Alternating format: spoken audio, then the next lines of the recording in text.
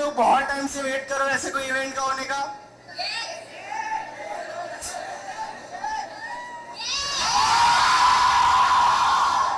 तो बस थोड़े टाइम में शोभित भी आ रहे हैं, सारे उस जोन में आ जाओ, सारे वीडियोस के जोन में आ जाओ। लर्निंग प्लस फन सबको याद है ना? जोन में हो?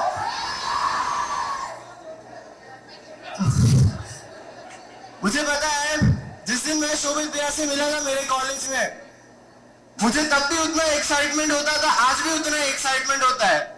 वो पर्सनालिटी ऐसी है कि वो एक्साइटमेंट जाती ही नहीं उनमें से। He's so inspiring and so adorable guy. So I really welcome आप सबके प्यारे भैया शोभित निर्वाण।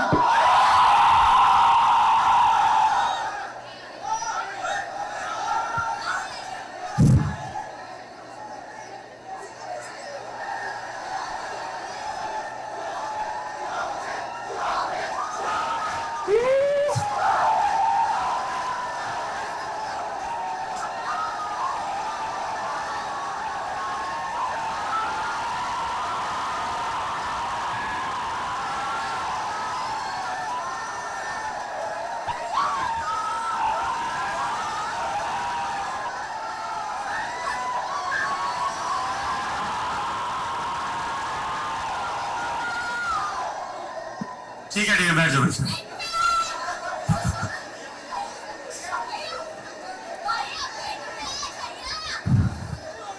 बैठ जाओ पहले सब बैठ जाओ आराम से।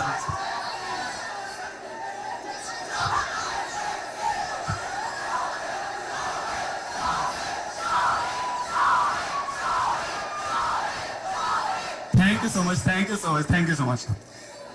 वैसे तो तुम्हारी एनर्जी मेरे को कम लग नहीं रही है, बट फिर भी तुम सभी फ्यूचर इंजीनियर, फ्यूचर डॉक्टर यहाँ पे मेरे को दिख रहे हैं। तुम सभी में से कोई होगा जो आईआईटी बॉम्बे में जाएगा, सीएस, एम्स दिल्ली। अभी भी थोड़ी सी कमी है जोश में। मैं हेलो एवरीवन बोलूंगा, जितनी तेज चिल्ला सकते उतनी तेज चिल्लाना है, ठीक है? 3, 2, 1 हेलो एवरीवन। यही जोश चाहिए था, यही जोश चाहिए था। तो आज अभी जो सबसे पहला सेमिनार था मेरा, ये सेमिनार इन्होंने लिख रखा है यहाँ पे, ये सेमिनार मैं हटवा दूंगा। सेमिनार कुछ नहीं, इंटरेक्टिव सेशन है, ठीक है?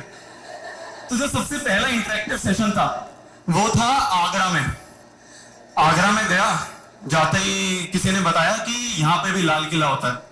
मैं दिल्ली से था, मैंने कहा अच्छा चलो जाके देखते हैं यहाँ कैसी दीवारें हैं। हम जस्ट एकदम ऑटो से उतरे ही थे, उतरते ही हाँ भैया 500 रुपए गाइड, भैया 300 रुपए गाइड, भैया ये 200 रुपए में मैं ये भी करवा दूंगा, ताजमहल भी करवा दूंगा। एक आया भैया ये सबको छोड़ो, 200 रुपए में मेरी पीठ पे बैठ जाओ, ऐसे घुमा दूंगा। ये जो गाइड लोग होते हैं ये बहुत ज्यादा एक्साइटेड रहते हैं। इनको शुरू में 500 रुपए मिल जाए, ये भाई साहब अकबर को शहंशाह बादशाह पता नहीं क्या क्या बना देंगे। हम एंटर करें बहुत आराम से, नॉर्मली चल रहे हैं, नॉर्मली चलते चलते 1 सेकंड भाई साहब, ये जो आप देख रहे हैं ये है शाही दरवाजा। यहां से बादशाह शहंशाह अकबर एंटर करते थे हाथियों पे बैठ के।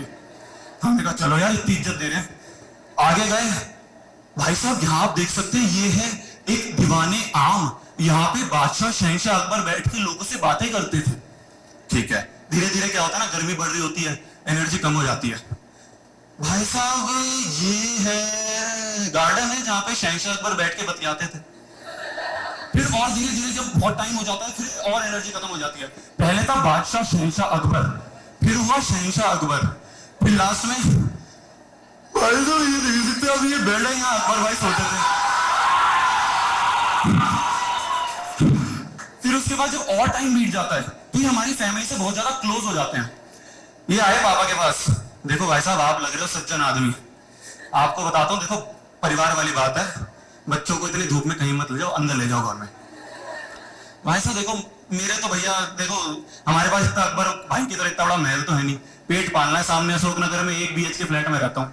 हमारे तो भाई साहब काम है, देखो आप सज्जन आदमी लग रहे हो, अच्छी टिप दे रहा हूँ, 300 रुपए बोले थे, 500 रुपए दे देना, आप घर चले जाओ। तो इतना बोल के फिर उसके बाद शाही दरवाजा नहीं, आप आगे जाओगे बड़ा दरवाजा, वहां से निकल जाना। तो ये थोड़ा आगरा का एक्सपीरियंस रहा।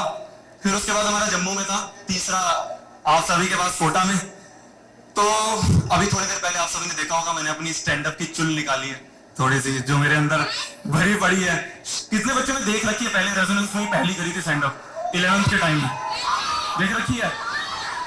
अच्छी लगी थी? अरे बेकार लगी होगी, अब तो अच्छी बोल दी, नहीं तो यहाँ पे फिर मैं चला जाऊंगा। चलो बहुत बढ़िया। आज हम यहाँ पे क्यों आए हैं? एक इंटरेक्टिव सेशन रखने। सेमिनार तो है नहीं है, और इंटरेक्टिव सेशन में जब तक मैं स्टेज से उतर के आप सभी के पास आके बातचीत ना करूं। हाँ जी, एक सेकंड आगे, पहले बाद में आएंगे, नहीं तो आगे वालों को पहले प्रायोरिटी मिल जाती है, हम पीछे चलेंगे। हाँ जी हाँ जी, बैठ जाओ बैठ जाओ बैठ जाओ बैठ जाओ बैठ जाओ। अरे वीडियो रेजोनेंस के चैनल पे भी लाइव चल रही है, कोई दिक्कत नहीं है, वीडियो मिल जाएगी। हाँ जी, आप बताइए, खड़े हुई है। क्या नाम है? कनिष्क बाटला। कनिष्क बाटला। कौन? 11th में। अच्छा, गर्लफ्रेंड है कोई? नहीं है? क्या दिक्कत थी? ऐसे ही पढ़ाई में ज्यादा? हाँ, वो मान लो पढ़ा तो बच्चे हैं, और थोड़ा स्टड को दिखना चाहिए। अच्छा, अपने आप को स्टड बोल। कौन था? जल्दी आ रहा हूँ, जल्दी। भाभी जी का नाम तो पूछ ले। पहले भाभी जी का नाम बताओगे अपना? ये सर नहीं, फिर क्यों आया यार? तो जिनसे पता चले थोड़ा बहुत।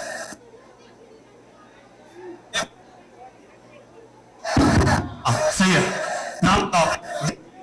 दीपक। कौन सी क्लास? 11th में भी आए हो, बहुत बड़ी। आगे क्या? जेई बॉम्बे, CS, अंजलि, जो ठीक है, चलो कोई बात।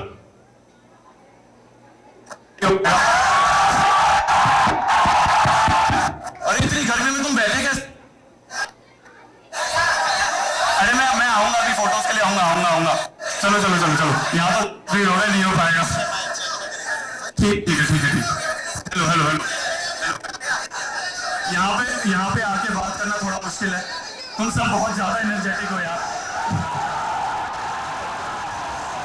आओ। हाँ जी, आपका नाम क्या है? समृद्धि। एक सेकंड, समृद्धि जी को बोल लीजिए। कौन सी क्लास में? 11th में भी जस्ट आए हो क्या? NEET JEE? नीट के लिए एम्स दिल्ली यस। से नीचे नहीं? बहुत बढ़िया, ग्रेट। ठीक है, तो बैठ जाओ। ये चीज तुम्हारी भीड़ में तो नहीं हो सकता, तुम्हारे लिए सेमिनार ही है भाई, तुम्हारे लिए इंटरेक्टिव सेशन भी है। तुम्हारी भीड़ में इंटरेक्टिव सेशन होना थोड़ा मुश्किल है। उधर रैंप पे मत भागने लग जाना भाई, थोड़ा ही आ जाओ। ठीक है, शुरुआत करते हैं। मैं पहले कोटा लाइव से शुरू करूं या फिर सीधा जेई नीट पे उतर जाऊं? कोटा लाइव से शुरू करते हैं, ठीक है। कितने ऐसे बच्चे जो अभी जस्ट कोटा में आए हैं पहली बार? भाई साहब गजब। कितने ऐसे हैं जो कि 11th से 12th में गए? बहुत बढ़िया।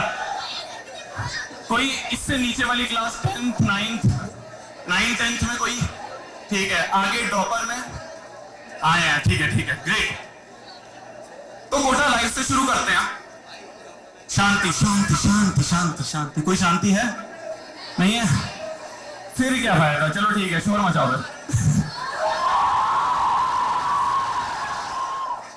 तो यार, जब कोई बच्चा पहली बार कोटा में आता है ना, उसके अंदर एक अलग लेवल की एनर्जी होती है, एक अलग लेवल की आग होती है जो तुम्हारे अंदर है।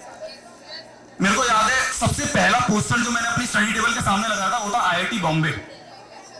लगाया किसने लगा लिया? आते ही AIR1 एम्स दिल्ली लगा लिया।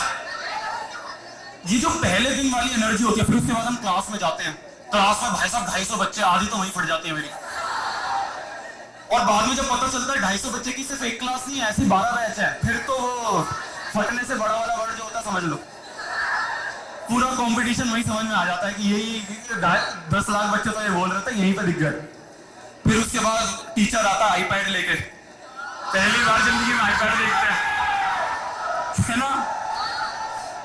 धीरे धीरे क्या होता है, पहली क्लास होती है, अलग लेवल की एक्साइटमेंट है, नोट्स बना रहे होते हैं हम पहली बार जिंदगी में, ब्लैक पेन लेके आते हैं, स्केच पेन लेके आते हैं, ब्लू पेन लेके आते हैं, लड़कियां तो ऐसे ग्लिटर्स वगैरह लेके आती हैं,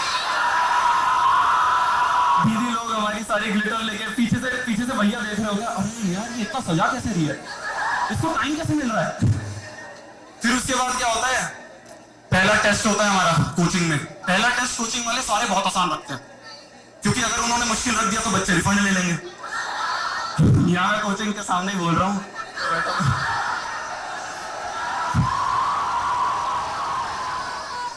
तो पहला टेस्ट होता है, बहुत तगड़े नंबर आते हैं, एक्साइटमेंट अलग लेवल पे। आईआईटी बॉम्बे से ऊपर जो एमआईटी होती है वो सोचने लग गया मैंने कहा अब तो एमआईटी से नीचे सोचना ही नहीं है।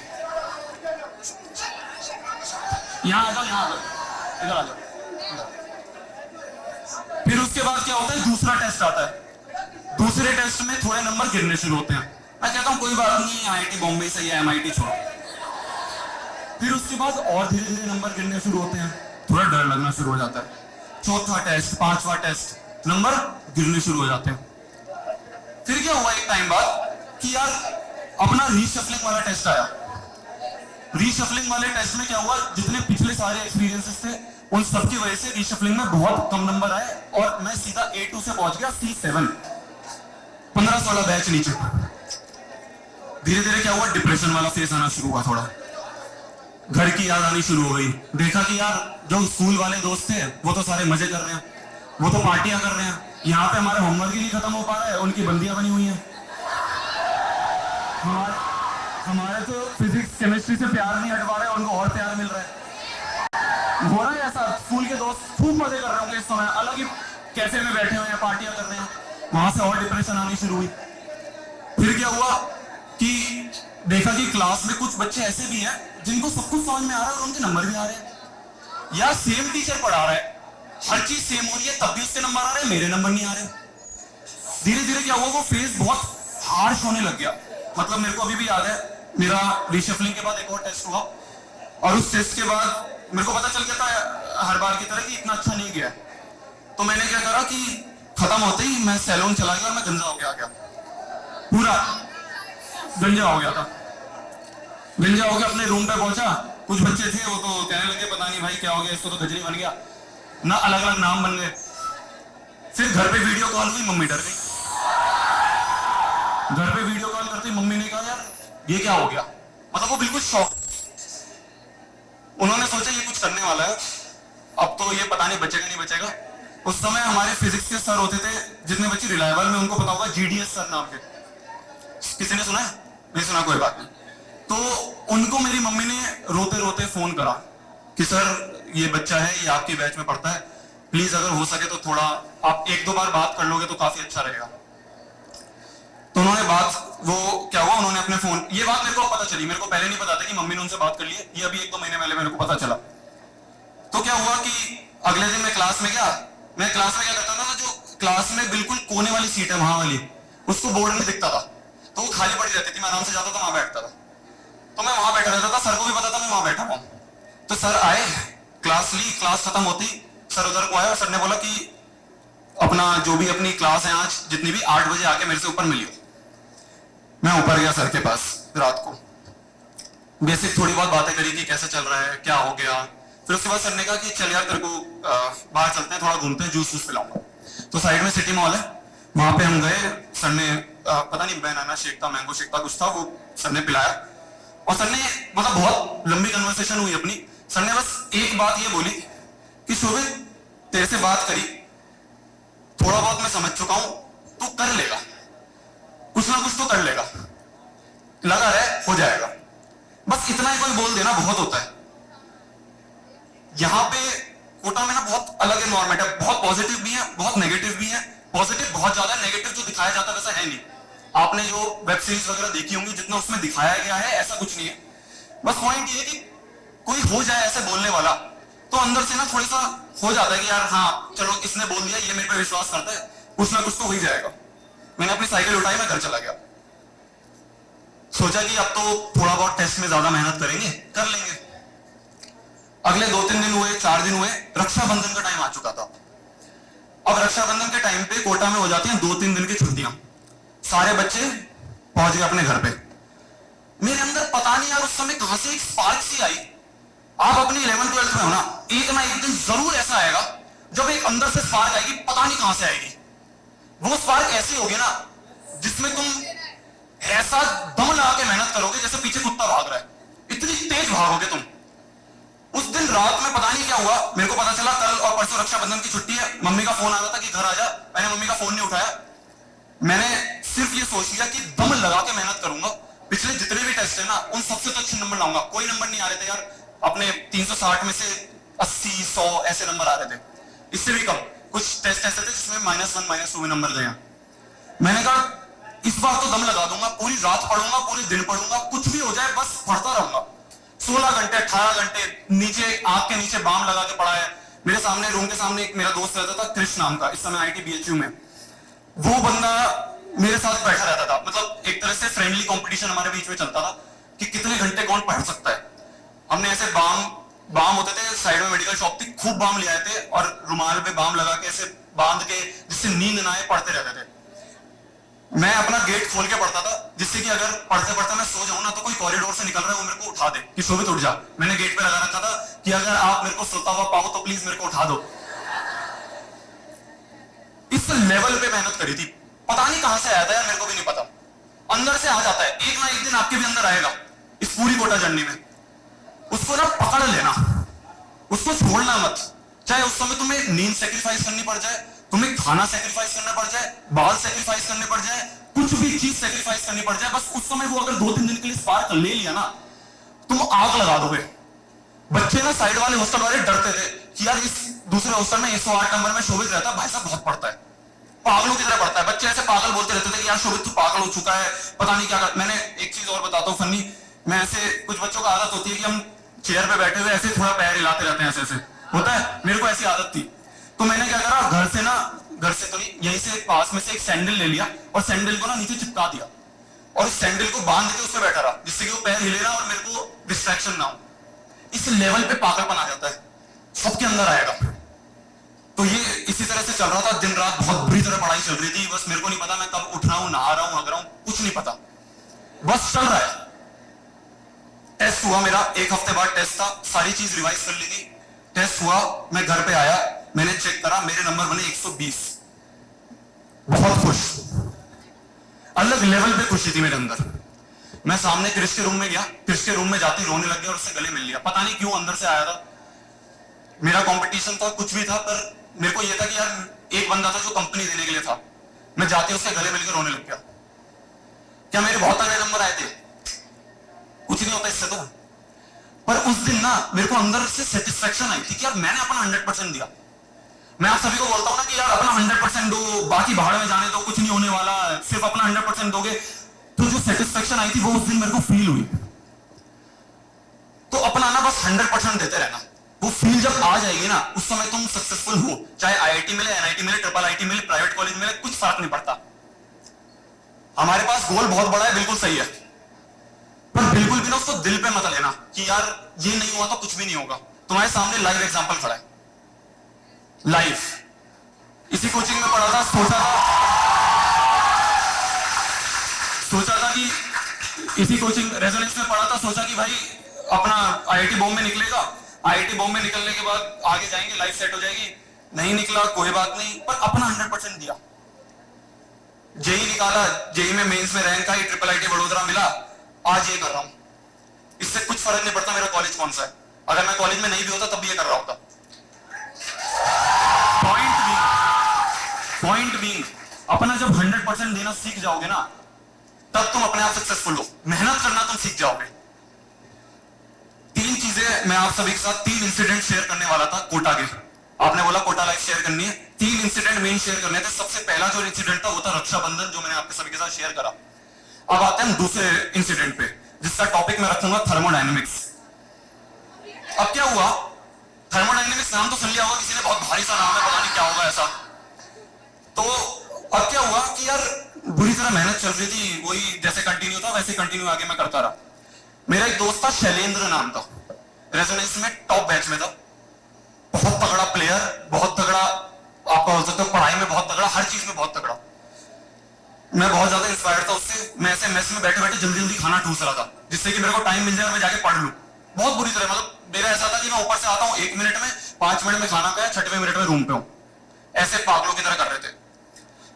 तो वो मैं नीचे पहुंचा मेस में, तो वो अकेला खाना खा रहा था, उसका खत्म होने वाला था, मैं उसके पास जाके बैठ गया। तो उसने बोला कि शोभित यार, मेरा बहुत टाइम से एक मन था तेरे से एक बात बोलने का, तेरे को बुरी लग सकती है बट दोस्त हूं तो इसलिए बोल रहा हूँ। मैंने कहा हाँ बोल भाई। कह रहा यार शोभित, ऐसे गधों की तरह पढ़ने से कुछ नहीं होगा, ऐसे कुछ फायदा नहीं होगा, तेरे को थोड़ी बहुत सेटिस्फेक्शन मिल जाएगी पर उससे होगा कुछ नहीं। इतना बोला, उसके दोस्त ने बुलाया बैडमिंटन खेलने के लिए और वो निकल गया। मैंने कहा भाई पूरा तो बोल देता आगे तो बता देता यार। तो उसने इतनी सी चीज बोली और वो चला गया। मेरे को माइंड में थोड़ी सी हिट करी। मैंने सोचा यार अगर इतनी बात थी तो आगे भी बता देता, पहली चीज। दूसरी चीज, ठीक है भाई मेरे को हार्ड वर्क आता है, मैं यही करूंगा, मेरे को और कुछ नहीं आता, तुम्हें स्मार्ट वर्क आता है, तुम बता दोगे तो करने लग जाऊंगा, नहीं तो मेरे को इससे सेटिस्फेक्शन तो मिल रही है एटलीस्ट। और बच्चों की तरह पबजी तो नहीं खेल रहा, सीओडी तो नहीं खेल रहा, क्लैश ऑफ क्लैंस होता है क्या होता है अलग अलग नाम, सीओसी तो नहीं खेल रहा, बैठ के व्हाट्सएप फेसबुक पे इंस्टाग्राम पे डीपी तो नहीं चेंज कर रहा, बाहर तो नहीं खेल रहा, और बच्चों की तरह क्या कहते हैं यार सिगरेट वगैरह तो नहीं फूक रहा। मेहनत कर रहा हूँ, कमरे में बैठा हूँ, पूरे दिन लगाऊं, इतना ही करता रहूंगा। ये सोच के मैंने कहा ठीक है भाई शैलेंद्र भाई, तुम बहुत अच्छे हो, तुम जाओगे आईआईटी में, ठीक है। अभी बहुत अच्छा दोस्त है यार, आईआईटी कानपुर में है और बहुत अच्छा कर रहा है वो। मतलब होते हैं ना जो बिल्कुल प्लेयर बंदे, ऑलराउंडर, उस तरह का बंदा था वो। बहुत सही है वॉलीबॉल में, फुटबॉल सब खेल रहा है। मैंने कहा ठीक है शैलेंद्र भाई, मेरे को इतना ही आता है, मैं इतना ही करूंगा और मैं इतना ही कंटिन्यू रखूंगा। अगले दिन जो मेरी क्लास थी वो थी फिजिकल एजुकेशन की, टीसीएस सर की, शायद कोई जानता हो। तो मैं क्लास में पहुंचा, क्लास में पहुंचते सर ने बोला आज हम पढ़ाएंगे थर्मोडायनेमिक्स। हमने कहा ठीक है जी, अभी भी बहुत सारी चीजें देख ली हैं, ये भी देख लेते हैं। सर ने पढ़ाना शुरू करा, बहुत सारी चीजें बताई और लास्ट में कहा कि देखो यार बोर्ड भर दिया कि ये सारे फॉर्मूले जो मैंने यूज करे कल रट के आ जाना। हम सबकी, मैं पता क्या करता था हमारी क्लास में, एक चीज और बताता हूँ, रेजिडेंस में रूम बहुत बड़े हैं, 250-300 बच्चे बैठ जाते हैं, और कुछ बैचेस ऐसे थे जिसमें बहुत तगड़े टीचर पढ़ाते थे, मतलब मेरे को बहुत अच्छा लगता था बहुत, और बाकी के भी ऐसे, जैसे तुम्हारे लिए मैं भैया हूं ऐसे हमारे लिए वो भैया थे वो टीचर्स। तो इतनी भीड़ होती थी, बैच चेकिंग होती थी, 2-3 थप्पड़ हम खा लेते थे पर बैठते वहीं थे। मैं ऐसे सर यहाँ पढ़ा रहे और मैं यहाँ बैठा हूँ, पीछे पूरी भरी हुई है, बिल्कुल मैं सर के पैर के नीचे बैठा हूँ, ऐसी भीड़ में हम बैठ के पड़े हुए हैं। घर में लग रही है कुछ भी हो रहा है, भाड़ में जाए, बस सर हमारे लिए भगवान थे, बहुत बढ़िया पढ़ाते थे, उनसे पढ़ते थे हम। तो टीसीएस सर की क्लास चल रही थी, सर ने थर्मोडायनेमिक्स पढ़ाया, फॉर्मूले लिख दिए और मैं नीचे सर को बैठे ऐसे देख रहा था कि सर कैसे बात कर रहे हो, इतने सारे फॉर्मूले कैसे याद कर देंगे। पूरी क्लास सर को ऐसे देख रही थी। सर ने बोला बस इतने से डर गए, अभी तो शुरुआत हुई है यार, इतने से फॉर्मूले से डर गए। तुमने 11वीं के तुम पहले महीने में इतने क्वेश्चन कर लोगे जितने तुमने पहली से 10वीं में नहीं करे होंगे, पहले महीने में जब तुम आए हो। जितने भी नए बच्चे, जो पुराने बच्चे रिलेट कर पा रहे होंगे। तो सर ने कहा इतने से डर गए तुम, ऐसा करो सब अपनी आंखें बंद कर लो, तुम्हें नहीं बोल रहा हूं, वहां पे क्लास में सर ने बोला। सर ने कहा कि चलो सब अपनी आंखें बंद कर लो और मैं रिवाइज करवाता हूँ क्या क्या पढ़ा। तो सर ने, हम सब ने आंखें बंद करी। सर ने बोला देखो यार शुरुआत करी थी थर्मोडायनेमिक्स से, उसके बाद फर्स्ट लॉ ऑफ थर्मोडायनेमिक्स, उसके बाद ये डेफिनेशन हमने पढ़ी, फिर ये वाला क्वेश्चन हमने करा, फिर ये वाला फॉर्मूला हमने करा। इस तरह से कर करके ये 4 फॉर्मूले थे, पहले मैंने करवाए, फिर दूसरे वाले लॉ में ये वाले फॉर्मूले करवाए, फिर इस क्वेश्चन में ये फॉर्मूला यूज हुआ, इसमें ये यूज इसलिए नहीं हुआ क्योंकि यहाँ पे ये लिखा हुआ था। ऐसे करके पूरा रिवीजन मार दिया, मात्र 3 मिनट में पूरा रिवीजन हो गया। सर ने कहा आंखें खोलो, और मतलब अलग सा ही लगा। मैंने कहा यार ये तो एक नई चीज सी इमेजिन हुई, नई चीज की फीलिंग हुई। वो बैच था C7, वहां पे बच्चे 2 प्रकार के यार वीक बच्चे होते हैं, ठीक है। पहला वीक प्रकार का वो बच्चा होता है जो फुल मजे में है, उसको पता चल चुका है मैं से कुछ नहीं होने वाला, वो फुल मजे में है, पीछे बैठ के हूटिंग करेगा, शाउटिंग करेगा, बाहर जाके हुक्का फूकेगा, जो भी करेगा, अलग अलग टाइप के हर काम करेगा वो। पहला वो प्रकार का वीक बच्चा होता है जो अपने आप से होप छोड़ चुका है और वो खूब मजे कर रहा है। दूसरे प्रकार का जो बच्चा होता है वो होता है कि यार उसके नंबर तो नहीं आ रहे, पर उसको होता है कि कहीं से एक गाइडेंस मिल जाए ना, मैं फोड़ दूंगा, कहीं से कोई एक बंदा आ जाए जो थोड़ा सा समझा दे, कोई मेरे को सपोर्ट कर दे और मैं कुछ ना कुछ तो कर दूंगा, मेहनत करने के लिए मैं तैयार हूं। C7 में बहुत सारे बच्चे ऐसे थे जो जमीन में मेरे साथ बैठते थे। उन सारों का अलग अलग बैचेस थे, अलग अलग बैचेस से चेंज करके यहाँ पे बैठे हुए थे। खूब डांट खाते थे यहाँ पे कि बैच चेंज करके क्यों बैठे हो, बट वो बैठ जाते थे किसी तरह से, अंदर चुस्त। तो हम सबने आंखें खोली यार, हमने कहा ये तो नया तरीका था, सीखा कुछ। ये क्या था, 1.5 घंटे की क्लास मात्र 3 मिनट में समाप्त कर दी। तो सर ने बोला अब जो चीज मैंने करी है ना, ये सारे फॉर्मूले मैंने एक बार रिवाइज करवा दिए, घर जाना, रात को 8 बजे हमारी क्लास खत्म होती थी, घर जाना, घर जाके एक बार नोट्स वापस से पढ़ लेना और जितने सवाल मैंने करवाए नोट्स बंद करके अपने आप सॉल्व करने की कोशिश करना रफ कॉपी में। हमने वही चीज करी। फिर उसके बाद सर ने बोला जब हो जाए रख देना आराम से, नाश्ता करके 7-8 घंटे की नींद लेनी है। 7-8 घंटे की नींद लेने के बाद सुबह उठना है और उठ के जैसे मैंने अभी रिवीजन करवाई है ना, आंख बंद करके, ऐसे कॉपी बंद करके आंख बंद करके अपने आप रिट्रीव करना। मैं आप सभी को बोलता हूँ रिट्रीव करो दिमाग में से। वो कहां से आया? वो यहीं से, टीसीएस सर की देन थी। सर ने कहा ऐसे ना दिमाग में से निकालने की कोशिश करना कि यार क्या पढ़ा था, क्या पढ़ा था, फिर ये पढ़ा था, फिर ये पढ़ा था। ये आपकी होगी दूसरी रिवीजन। इसके बाद ना आपको हर चीज कंठस्थ हो जाएगी। हमने वही चीज करी। घर पे गए, घर पे जाके भाई अपनी एक बार रफ कॉपी उठाई, रफ कॉपी उठा के उसमें सारी चीज क्वेश्चंस वगैरह सॉल्व करने शुरू करे। फिर उसके बाद रख दी कॉपी। तीनों सब्जेक्ट में ऐसे ही करा मैंने, खाली केमिस्ट्री में नहीं, तीनों में। मैंने कहा सब में ट्राई करते हैं। करा। अगले दिन उठे भाई, उठ के आराम से अपने सब चीज रिवीजन करी, ब्लाइंड रिवीजन जिसे मैं कहता हूँ, आंख बंद करके वो चीज करी और चीजें धीरे धीरे सही होनी शुरू हुई। नोट्स तो एटलीस्ट थोड़े बहुत समझ में आने लग गए। पहले जो था नंबर 120 पे अटके पड़े थे, उठ नहीं रहे थे, वो 120 से 130 हुए, 140 हुए, बट फिर भी अटक गए। मतलब 140-150 में अटक गए जाके, क्योंकि खाली नोट से क्या हो जाएगा, और बहुत सारी चीजें करने के लिए। ये था दूसरा इंसिडेंट, थर्मोडायनेमिक्स। ठीक है। इसके बाद मैंने हर एक नोट्स ऐसे ही रिवाइज करने शुरू करे। मैंने कहा यार नया तरीका पता चला है, अच्छे रिजल्ट आ रहे हैं इससे, तो ऐसे ही हम करते हैं। दूसरा इंसिडेंट मैंने आप सभी के साथ शेयर करा। अब आते हैं हम तीसरे इंसिडेंट पे। तीसरा इंसिडेंट है, मैंने अपना हॉस्टल चेंज कर लिया था। पहले मैं एक हॉस्टल में था, फिर उसके बाद मैं दूसरे हॉस्टल में गया। वहां पे मेरे को 2 गुजराती दोस्त मिले। गुजराती कौन कौन है? आया कोई? बहुत बढ़िया, बहुत प्यारे होते हैं यार तुम, बहुत मजा आता है तुमसे बात करके, तुम बहुत शार्प होते हो। पहली चीज तो मेरे को वहां पे दोस्त मिले 2, जील पटेल, पार्थ पटेल। दोनों वो कॉलेज के अपने स्कूल के टॉपर थे 10th में, साथ में यहाँ पे भी अपने एक ही रूम में रहते थे। वो वहां पे मेरे को मिले। जील वापस रेजोनेंस में टॉप बैच में था और उसके बहुत अच्छे नंबर आते थे। मैंने एक चीज ऑब्जर्व करी, ये जो तीसरा टॉपिक है, जो तीसरा इंसिडेंट है, उसको नाम मैं जील पटेल ही देता हूं। ठीक है। पहला हमने बात करी रक्षाबंधन, दूसरी बात करी थर्मोडायनेमिक्स, तीसरा जील पटेल। जील को मैं देखता था कि यार ये बंदा 12 बजे सोता है, 7 बजे उठ जाता है, 7 घंटे की आराम से नींद ले रहा है। मैं 2-2 घंटे सो रहा हूं बस। ये तब भी इतने अच्छे बैच में। ये बंदा सुबह नाश्ता भी करता है, मैं नाश्ता भी स्किप करता हूं।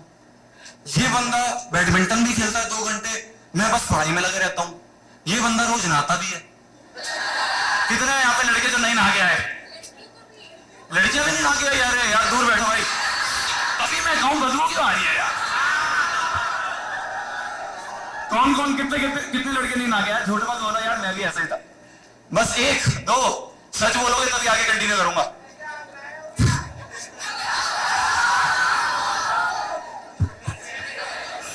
ठीक है।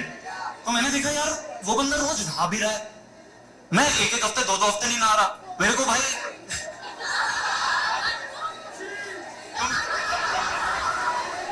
कितने यार तुम लोग 20-30 दिन नहाए बिना नहाए कैसे रह रहे? तो मेरे को तो 29वें दिन कुछ नहीं हो जाती है।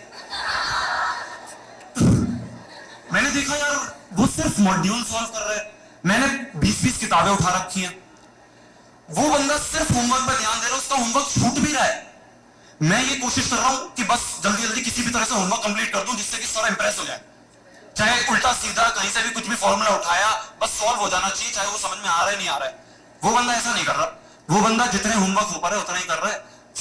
क्लास में जाता है, क्लास में जाके अपना डिस्कस करता है, वापस आके उसको अटेम्प्ट भी करता है। मैं बस क्लास में जाके सुन लेता हूं कि अच्छा मेरा डाउट सॉल्व हो गया और हो गया। वो बंदा यार बैठ के और सीनियर्स जो अपने 12th वाले हैं उनसे भी बतिया रहा है, टाइम वेस्ट भी कर रहा है, तब भी वो टॉप बेंच में। तो मतलब कुछ तो गलती है मेरे अंदर, कुछ तो ऐसा है जो मैं नहीं कर रहा और वो बंदा कर रहा है। तो मैंने उसको ऑब्जर्व करना शुरू करा। उस समय तक क्या हुआ था, मैंने अपने 11th के एंड में हॉस्टल चेंज करा था। 12th मेरी शुरू हो चुकी थी, 12th जनवरी में शुरू हो जाती है यहाँ पे कोटा में। 11th आपके नवंबर-दिसंबर तक खत्म हो जाएगी शायद। अभी चेंज होगा, थोड़ा सा शायद चेंज हो जाएगा। तो आपकी 12th जल्दी शुरू हो जाती है।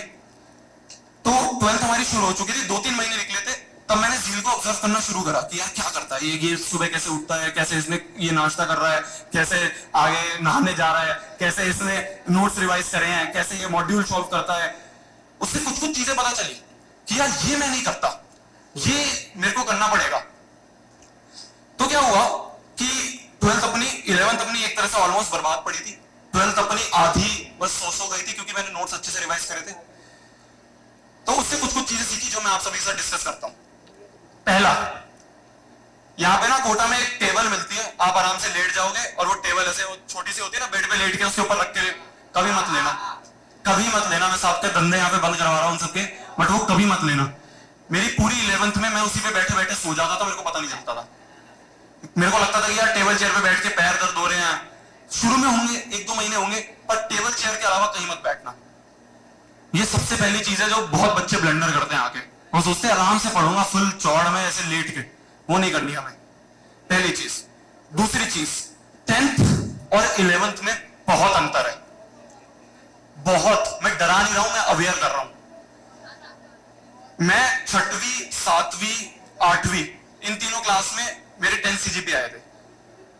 तो इसकी वजह से क्या हुआ ना, घमंड आना शुरू हो गया कि यार मेरे से अच्छा तो कोई है ही नहीं। मैंने तो बिना ट्यूशन में करी थी, 9वीं भी ऐसे निकाल दूंगा। 9वीं थोड़ी सी अलग क्लास होती है, थोड़ा सा उसमें अलग चीजें आनी शुरू हो जाती है, थोड़ी सी टफ हो जाती है। तो क्या होता है कि 9वीं में मैं वैसे ही घुस गया, मैंने कहा बिना ट्यूशन के करूंगा, बिना ट्यूशन के हर चीज कर लूंगा, तो 9वीं में कम नंबर आए।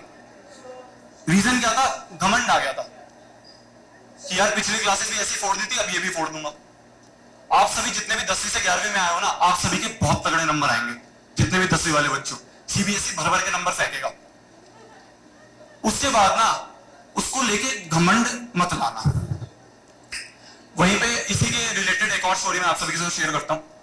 क्या हुआ, एक सेकेंड, हाँ बिल्कुल। क्या हुआ कि 10th का रिजल्ट आता है हमारा, उस समय आया था जून के अराउंड, मई जून के अराउंड आता है। तो 10th का रिजल्ट आया और मेरे आए 10 CGP। तो पूरी हॉस्टल में ऐसे हम चौड़ में घूम रहे थे कि भाई हमसे अच्छा तो कोई है ही नहीं। तो मैंने क्या करा कि आज जो है ना क्लास में जाके सबसे पहली सीट पे बैठूंगा, और जब सर पूछेंगे कि क्या किसका कितना रिजल्ट आया और मैं बोलूं मेरे 10 CGP, तो पूरी क्लास मेरे को देख पाए जब मैं स्लो मोशन में खड़ा हूंगा। तो मैं आके पहली सीट पे बैठ गया। वहां पे दीदियां बैठी थी, मैंने कहा दीदी प्लीज थोड़ा सा साइड हो जाओ, आज बैठने तो बस आपके चरण छूलूंगा। तो उन्होंने मेरे को पहली सीट दे दी, मैं पहली सीट पे बैठा। हमारे मैथ्स के टीचर आए, आते पढ़ाना शुरू कर दिया। मैंने कहा यार इतनी जल्दी पढ़ाना शुरू कर दिया, इसको मतलब कुछ कदर ही नहीं है, हमारा 10वीं का रिजल्ट आया। पीछे से एक बच्चा चला, सर रिजल्ट। सर ने बोला कि क्या कोई कोचिंग में टेस्ट हुआ है? हमने कहा नहीं नहीं सर 10वीं का रिजल्ट आया। ओहो 10वीं का रिजल्ट, हाँ भाई किन किन क्या है, 10 CPI CPA CGPA क्या कहते हो तुम, किन किन क्या है? मैं खड़ा हुआ ऐसे बैठा था, ऐसे खड़ा हुआ फुल स्लो मोशन में, पीछे मुड़ के देखा पूरी क्लास खड़ी थी, पूरी क्लास खड़ी थी। कोई एक बच्चा ऐसा नहीं था जिसके 10 CGPA से नीचे आए हो। पहली बात तो बेइज्जती हुई कि लड़कियों के साथ बैठ के भी बेइज्जती करवा ली। दूसरी चीज, सर ने कहा बहुत बढ़िया बैठ जाओ, वापस पढ़ाना शुरू कर दिया। फिर वापस एक बच्चा बोला सर आपको एक्साइटमेंट नहीं है? सर ने बोला कि यार देखो बहुत खुश हूं तुम सबके बहुत अच्छे नंबर आए, पर मैं तुम्हें ना चने के झाड़ पे नहीं चलाना चाहता। तुम सभी अगर इस समय ज्यादा ऊपर पहुंच जाओगे ना कि भाई मेरे से ऊपर कोई है ही नहीं, तो बहुत दिक्कत हो जाएगी। सर अपनी क्लास में पढ़ाए चले गए। बताओ क्लास में क्या हुआ होगा उसके बाद? सर की बिचिंग शुरू हो गई। इसके खुद नहीं आए होंगे तभी तुम्हें बोल रहा है। अरे इससे खुद आईआईटी नहीं निकली, जलता है हमसे, इससे कुछ नहीं हुआ। सब ये बोलने लगे, अपने आप को सांत्वना देने लग गए कि हम ही अच्छे हैं, इसके कभी कुछ नहीं आए होंगे, इसके बच्चे के खुद नहीं आए होंगे तभी हमसे चिढ़ रहा है। दूसरी क्लास में केमिस्ट्री की सर आए, आते हाँ भाई 10 CGPA वाले खड़े हो जाओ। पूरी क्लास खड़ी हो गई, खुश हो गए, अरे यार सर ने पूछा, इन्होंने तो इज्जत दी है।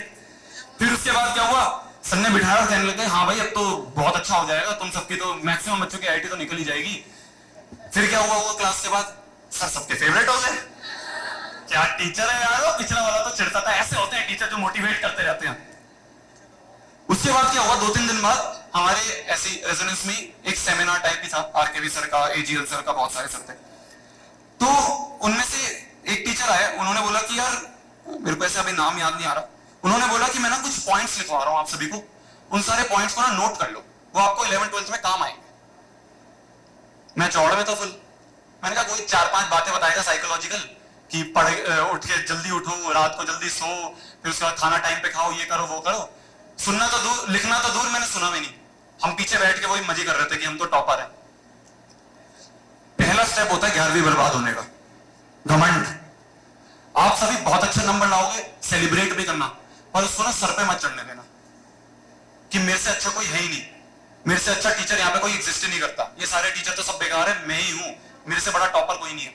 नंबर तुम सबके अच्छे आएंगे, मैं बहुत खुश होऊंगा, बट मैंने वो गलती करी इसलिए थोड़ा सा हार्श लग सकता है, वो गलती तुम सब मत करना। सेलिब्रेट हमें फुल करना है और सर पे नहीं चढ़ने देना, ठीक है? ये बात हो गई 10th वर्सेस 11th। अब आते हैं कि भाई मैंने उससे क्या क्या सीखा। भैया वो तो भूल ही गए, जील की तो बात करो। तो 11वीं में मेरे को वो चीज करनी चाहिए थी पर मैंने 12वीं में करी। पर मैं आप सभी को अभी से बताता हूं, मैंने एक दो बार चैनल पे भी शेयर कर रखा है, बट कुछ बच्चों ने नहीं देखा होगा तो एक बार रिवाइज करवा देते हैं। पहला प्रायोरिटी है कि आपको नोट्स को ना घोट लेना है।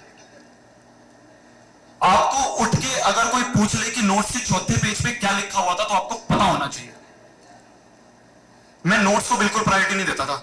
मैं आता था क्लास से आए, अपने आराम से नाश्ता वाश्ता करा, एक नोट खोली, एक कॉपी खोली नोट्स वाली, एक मॉड्यूल खोला, इधर रफ कॉपी देखा, मॉड्यूल में कौन सा सवाल है, ऐसा सवाल सर ने करवाया है, नहीं करवाया बेकार टीचर है। ये वाला सवाल हाँ ऐसा सर ने करवाया हुआ है, ठीक है, इसी को टेप के ऐसा कर लेते हैं। होता है ना कई बार, लगता है ना कि जो बच्चे पुराने उनको लगता होगा कि यार नोट्स में तो लल्लू लल्लू से सवाल करवा देते 4-5, टेस्ट में पता नहीं कौन सी फरारी दे देते हैं। होता है ना? ऐसा है नहीं। वो जो आपको नोट्स में सवाल करवाए जाएंगे ना, बहुत कंसेप्चुअल सवाल होते हैं। वो उसकी जो अहमियत है वो मेरे को 12th में जाके जब मैंने जील को देखा, जब पता चली। वो बंदा यार नोट्स में बहुत टाइम देता था, बहुत ज्यादा। उससे चाहे होमवर्क छूट जाए पर वो उसको प्रायोरिटी रहती थी कि नोट्स बहुत अच्छी तरह हो जाने चाहिए। तो नोट्स को ना अच्छे से रिवाइज करना है। कैसे रिवाइज करना है वो मैंने आप सभी को तरीका बता ही दिया। पहली रिवीजन होगी आपकी रात को आते ही, ऊपर से देख लिया, नोट्स बंद करके आपने रिवाइज अपने आप सॉल्व करा।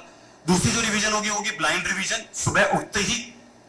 तीसरी जो रिवीजन होगी वो होगी आपके एक संडे पे, जब भी आपका संडे पड़ रहा है, मात्र आप आधा घंटा निकालोगे, आप पूरा रिवाइज कर दोगे क्योंकि आपके दिमाग में वो है। एक पॉइंट और मैं डिस्कस करूंगा कि जो सेकंड वाली ब्लाइंड रिवीजन होती है ना, वो खाली पिछले दिन वाले काम की नहीं होगी, वो शुरू से होगी। जब से चैप्टर शुरू हुआ है, मान लो आपका फर्स्ट डे है, उस फर्स्ट डे में आपको पढ़ाया गया, आप आए, आपने रात को रिवाइज करा, सुबह रिवाइज करा और आप अगले दिन गए। फिर आप जब अगले दिन आओगे रात को, तो आप सिर्फ पहली रात को तो वही वाला रिवाइज होगा जो क्लास में करवाया गया, पर जो सुबह ब्लाइंड रिवीजन होगा वो शुरू से होगा, first day, second day, third day, fourth day, सारा। इसमें टाइम शुरू में ज्यादा लगेगा पर बाद में आप 5 मिनट में पूरा रिवाइज कर दोगे। ऐसे आप बैठे रहोगे। मैं ऐसा था कि मैं नहाते नहाते हाँ ये पढ़ाया था, ये पढ़ाया था, ये पढ़ाया था, ऐसे करके रिवाइज कर लेता था, जो सेकंड रिवीजन हमारी होती है। तो इस तरह से रिवाइज करना है। इससे ना आपको वो जो कॉन्सेप्ट्स है ना वो घोट जाएंगे अंदर अंदर, नोट्स आपको रट जाएंगे। आपके मॉड्यूल में कहीं बाहर से सवाल नहीं होते, वो सवाल सारे कंसेप्चुअल होते हैं जो कि नोट्स में कॉन्सेप्ट ऑलरेडी होते हैं। दिक्कत ये होती है कि हम नोट्स को प्रायोरिटी नहीं देते। हम ये सोचते हैं कि बस हम सवाल कर लें जितने कर सकते हैं, हमसे जितने ज्यादा हम सवाल कर लेंगे उतना ज्यादा हमारा फायदा होगा। ऐसा कुछ नहीं। Quality is greater than quantity. आप जितने ज्यादा क्वालिटी सवाल करोगे उतना ज्यादा फायदा रहेगा। कोई भी एक्स्ट्रा बुक नहीं खरीदनी, एक भी। आपको इन मॉड्यूल से, डीपीपी से टाइम नहीं मिलेगा, आप कहां से बाहर वाली बुक कर लोगे। कल ही मैं बच्चों के साथ बैठा था, एक हॉस्टल गया था सर के, और वहां पे बच्चे मेरे साथ बैठे थे। सर ने, बच्चों ने बोला कि भैया क्रोटोव ले लें, एरोडोव ले लें, ये ले लें, वो ले लें। मैंने कहा पहले तो मैंने नाम नहीं सुने। दूसरा मैंने कहा भाई कोई मॉड्यूल, कोई भी किताब नहीं मत ले, कोई भी मत ले। पहली priority notes, second priority module, तीसरा रेगुलर डीपीपी। यहां पे डीपीपी को महत्व देते ही नहीं है बच्चे। मैंने भी नहीं दी थी 11वीं में, आधी 12वीं नहीं दी थी। डीपीपी एक ऐसी चीज है, हम सोचते हैं ना कि भैया टेस्ट से पहले क्या मैं रिवीजन करके जाऊं पूरा, इतना सारा सिलेबस है।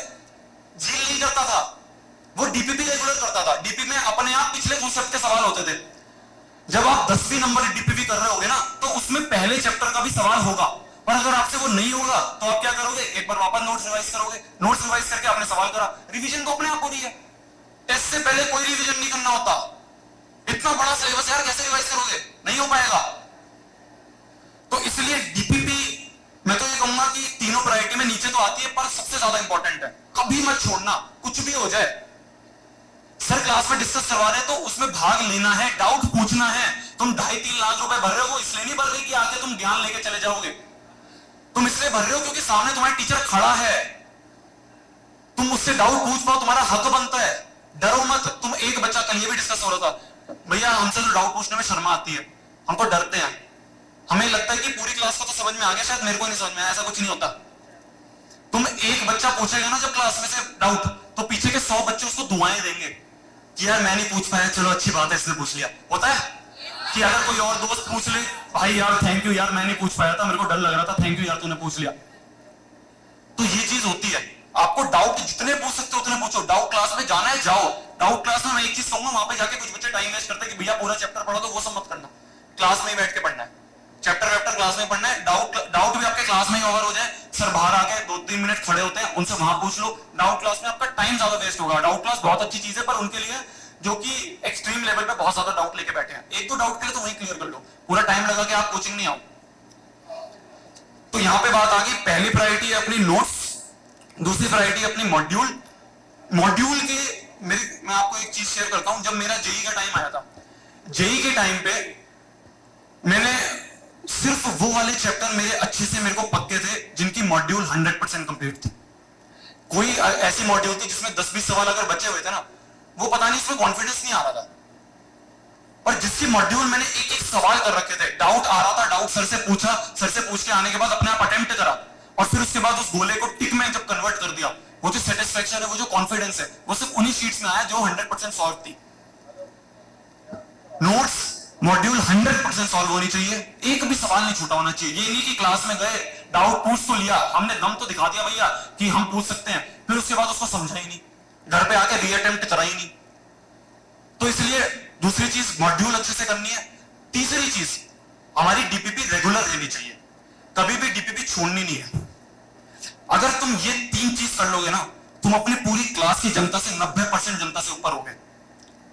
90 भी कम बोल रहा हूं, 99% जनता से ऊपर होगे, क्योंकि बच्चे ये 3 भी नहीं करते।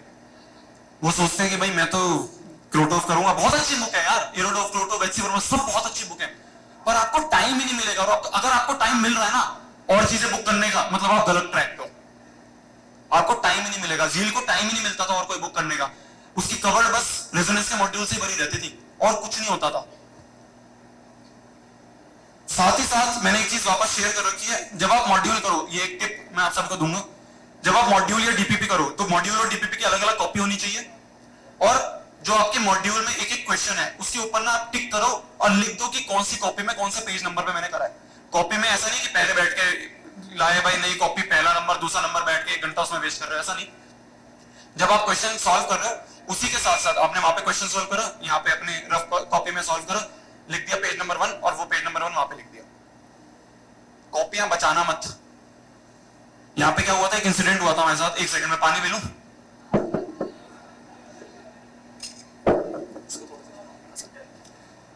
एक इंसिडेंट आप सभी के साथ शेयर करता हूं। क्या हुआ कि ऐसी 4th-5th रो में एक बच्चा बैठा हुआ था, तो उसने क्या करा, वो ब्लैक कलर की कॉपीज आती है ना, जो काले पेज वाली होती है, वो कॉपी उसने ले रखी थी नोट्स के लिए, और साथ ही साथ उसमें भी उसने बीच में से लाइन खींच रखी थी, जैसे आप डिफरेंस के लिए लाइन खींच देते हो ना, ऐसे लाइन खींच के इतना छोटा छोटा लिख रहा था बहुत।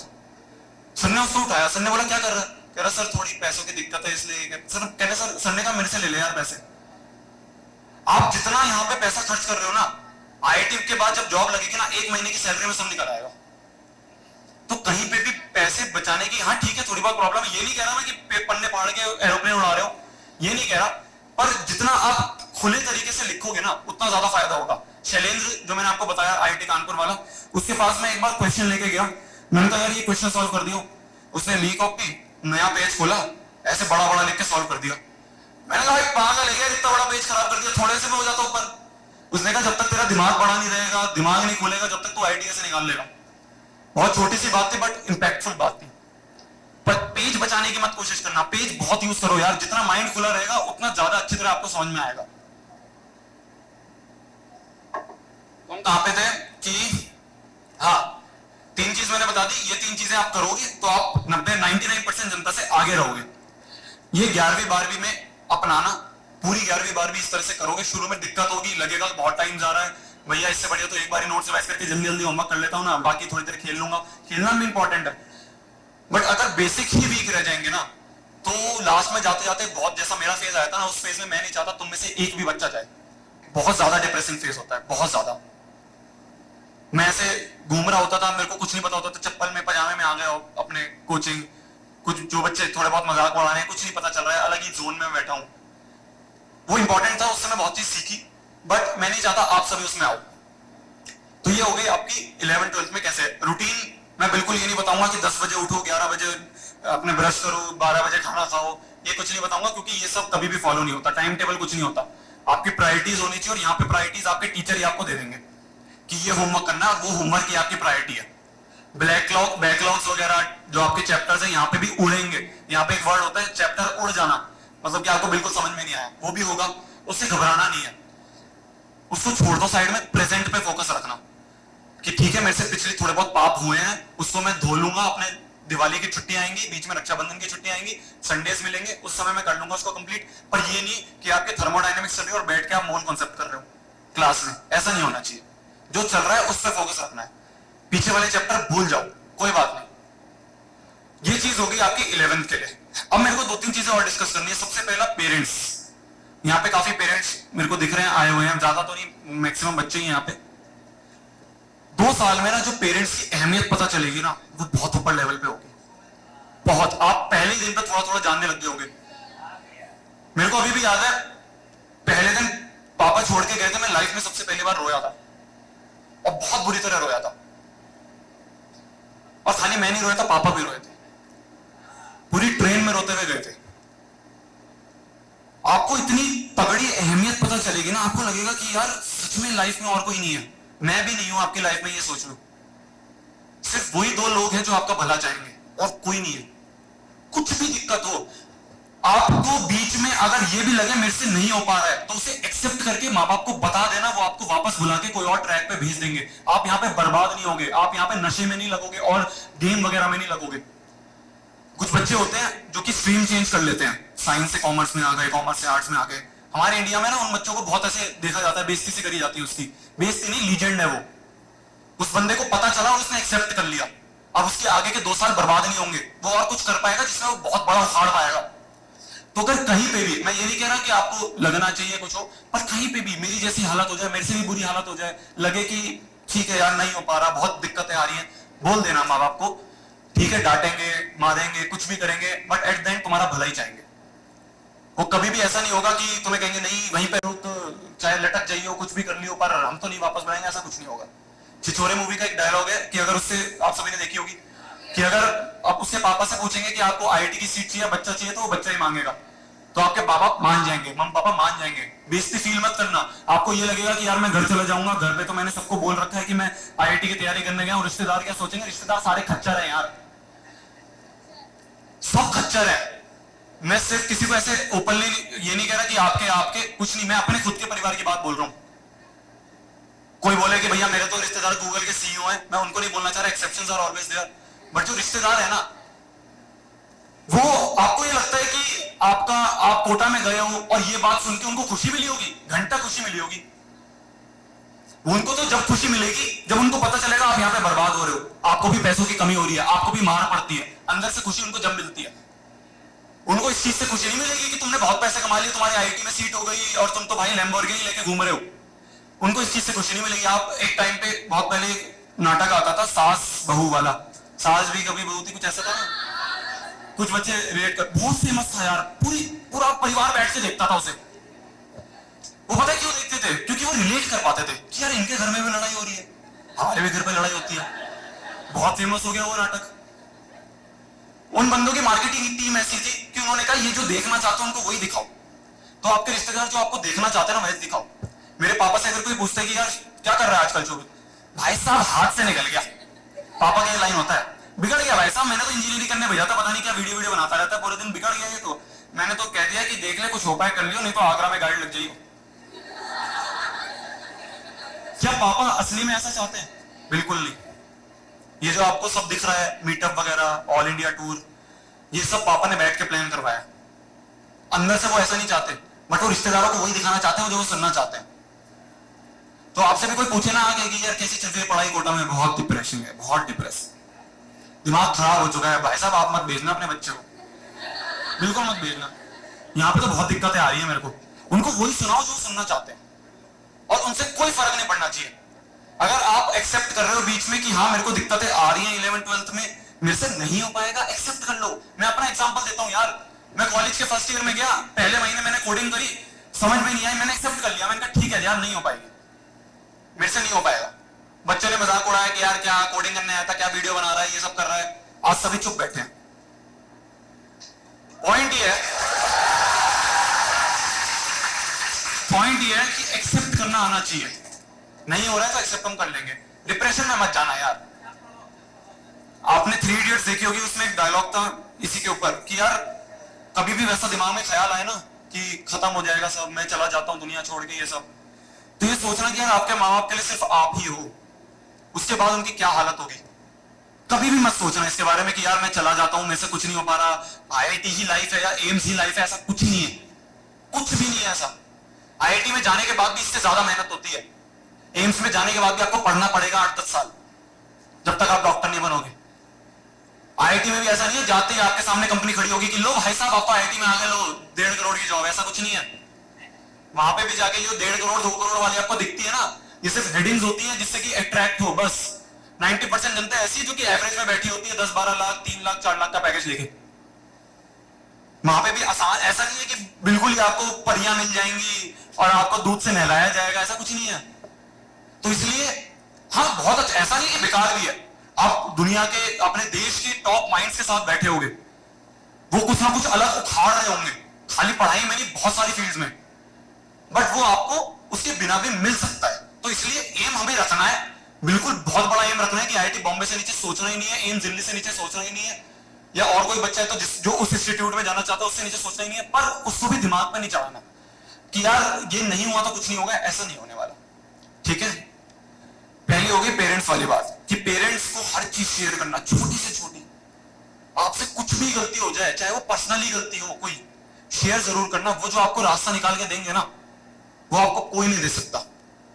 शायद उनको फेसबुक चलाना ना आता हो, चाहे उनको व्हाट्सएप चलाना ना आता हो, चाहे उनको इंस्टाग्राम चलाना ना आता हो, पर उनके पास एक बहुत बड़ी चीज है जिसे हम कहते हैं एक्सपीरियंस। उसकी कोई वैल्यू नहीं है, मतलब कोई वैल्यू मतलब अमूल्य है। ये एक दिन पहले हम बैठ के डिस्कस कर रहे थे कि मैं इंस्टाग्राम पे, अभी मैं आपने देखा होगा एक गिफ्ट वाला मैंने वो डाला था पोस्ट, देखा था? सब निकम्मे इंस्टाग्राम चलाते हो, नहीं देखा था ना? हाँ, तो मैंने इंस्टाग्राम पे एक पोस्ट डाला था कि मेरे को गिफ्ट मिले आगरा में, और हमने सोचा कैप्शन क्या रखें। तो मेरे टीम में एक मेंबर ने बोला लिख दे, उसको बोलना तो ऐसा कि ये अमूल्य है, उसने बोला इसकी कोई वैल्यू नहीं है। तो मैं ये बोलने बात चाह रहा था कि जो आपके पापा मम्मी के पास एक्सपीरियंस है ना, वो बहुत तगड़ी चीज है। आज भी अगर मेरे को कोई मीटिंग में जाना होता है, कोलैबोरेशन करनी है किसी के साथ, ऐसे तो बहुत कम होती है, आपने चैनल पे देखा हो, बट अगर फिर भी कोई मेरे को मीटिंग के लिए बुलाता है ना, तो मैं पापा को जरूर लेके जाता हूँ। उनको कुछ नहीं पता क्या चल रहा है एडटेक में, क्या चल रहा है यूट्यूब पे, कुछ नहीं पता उन्हें, कुछ नहीं पता मैं कैसे वीडियो बनाता हूँ, कुछ नहीं पता कि सामने वाला क्या बोल रहा है, पर वो सामने वाले की शक्ल देख के समझ जाएंगे कि ये भला चाहता है या फिर इसको यूज करेगा। वो एक्सपीरियंस हमारे अंदर नहीं है, वो हम नहीं कर पाएंगे, क्योंकि उन्होंने वो चीज देख रखी है। उन्होंने हमसे जो हम लाइफ जी रहे हैं वो लाइफ वो जी चुके हैं। जैसे मैं आप सभी से 2-3 साल बड़ा हूं, आप सभी को थोड़ा बहुत बता देता हूं, ऐसे ही वो हमसे बहुत बड़े हैं। उन्होंने तो बहुत कुछ देख रखा है आगे, चाहे वो पर्सनली रीजन क्यों ना हो। तो उस सबको, उस चीज को शेयर करना, कभी भी, मैं लड़कों को भी बोल रहा हूं, मैं लड़कियों को भी बोल रहा हूं, डरना मत। कुछ भी हो जाए सीधा फोन करना है। पहली चीज पेरेंट्स को फोन कर देना है, कुछ भी हो। दूसरी चीज आपके इंस्टीट्यूट में जाओ, उनसे भी बात करो, बिल्कुल हेल्प करेंगे। सब इसीलिए बैठे हुए हैं। बहुत प्यारा शहर है कोटा, जैसा दिखाया जाता है वैसा है नहीं।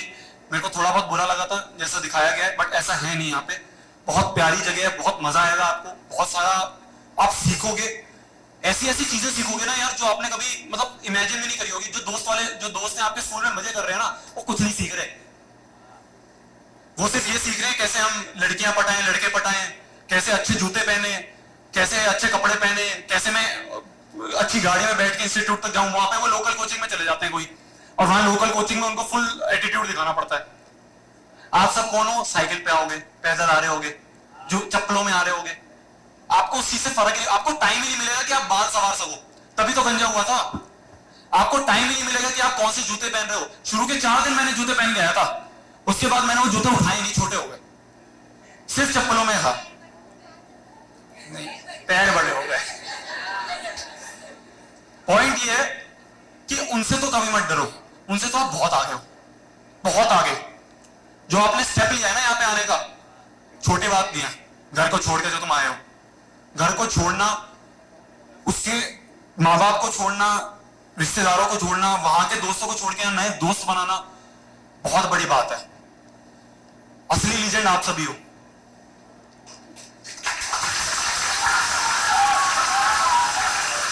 तो सबसे पहली चीज, हमने तीन इंसिडेंट शेयर करे मैंने आप सभी के साथ। दूसरा मैंने ये शेयर करा कि पेरेंट्स की।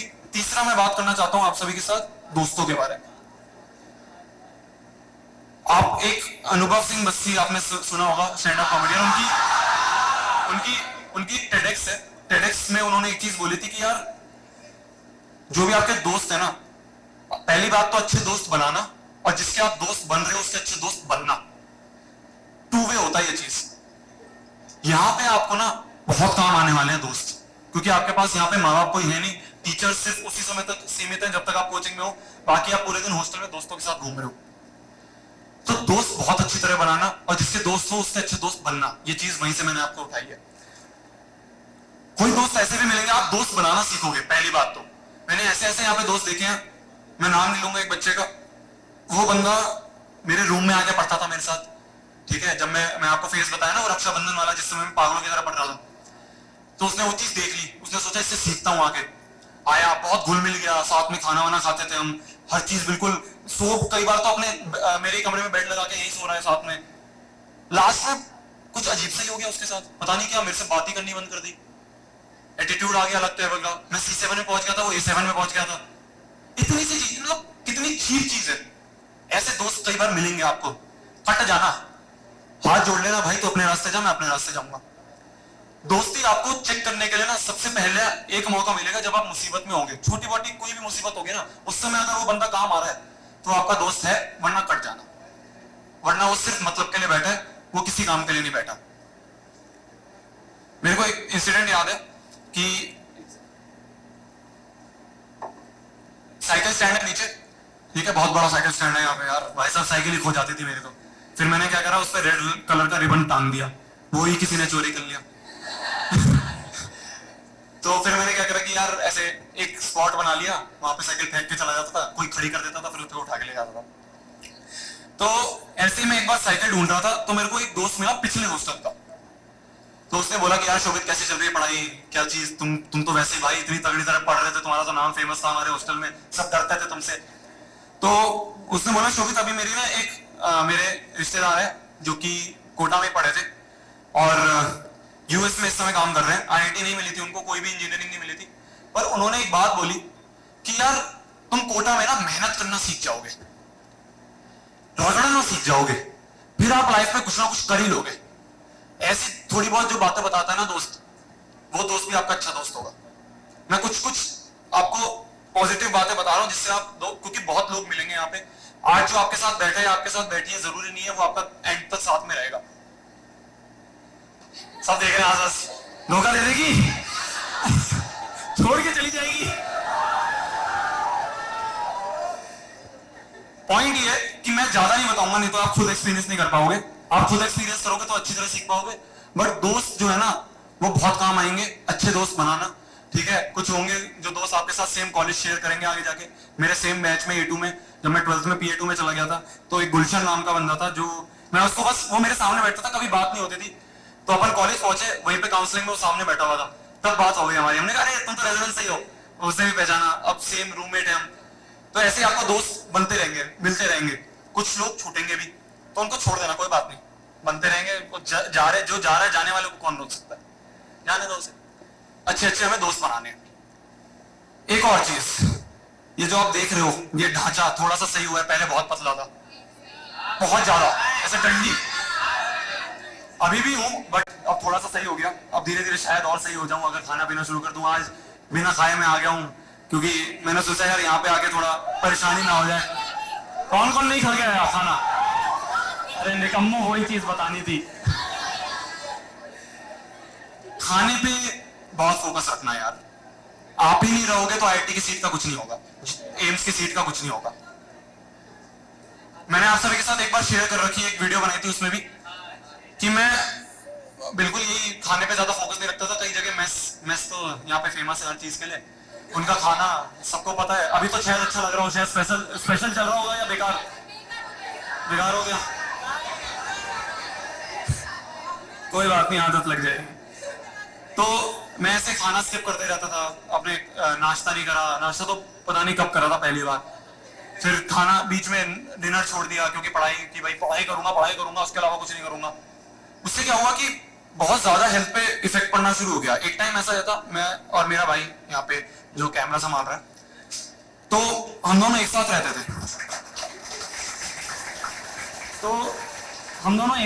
थे, ठीक है, और सेम रूम था हमारा। तो क्या हुआ कि मैं सुबह उठा और उठ के इसने बोला कि यार शोभित उठ जा, टाइम हो गया है कोचिंग का, जाके एक बार, क्योंकि मैं रात को पूरा पढ़ा था और सुबह सो रहा था। तो इसने उठाया कि शोभित जाके एक बार यार ब्रश कर ले, नहाते तो तुम हो नहीं, ब्रश करके चलो चलते हैं कोचिंग।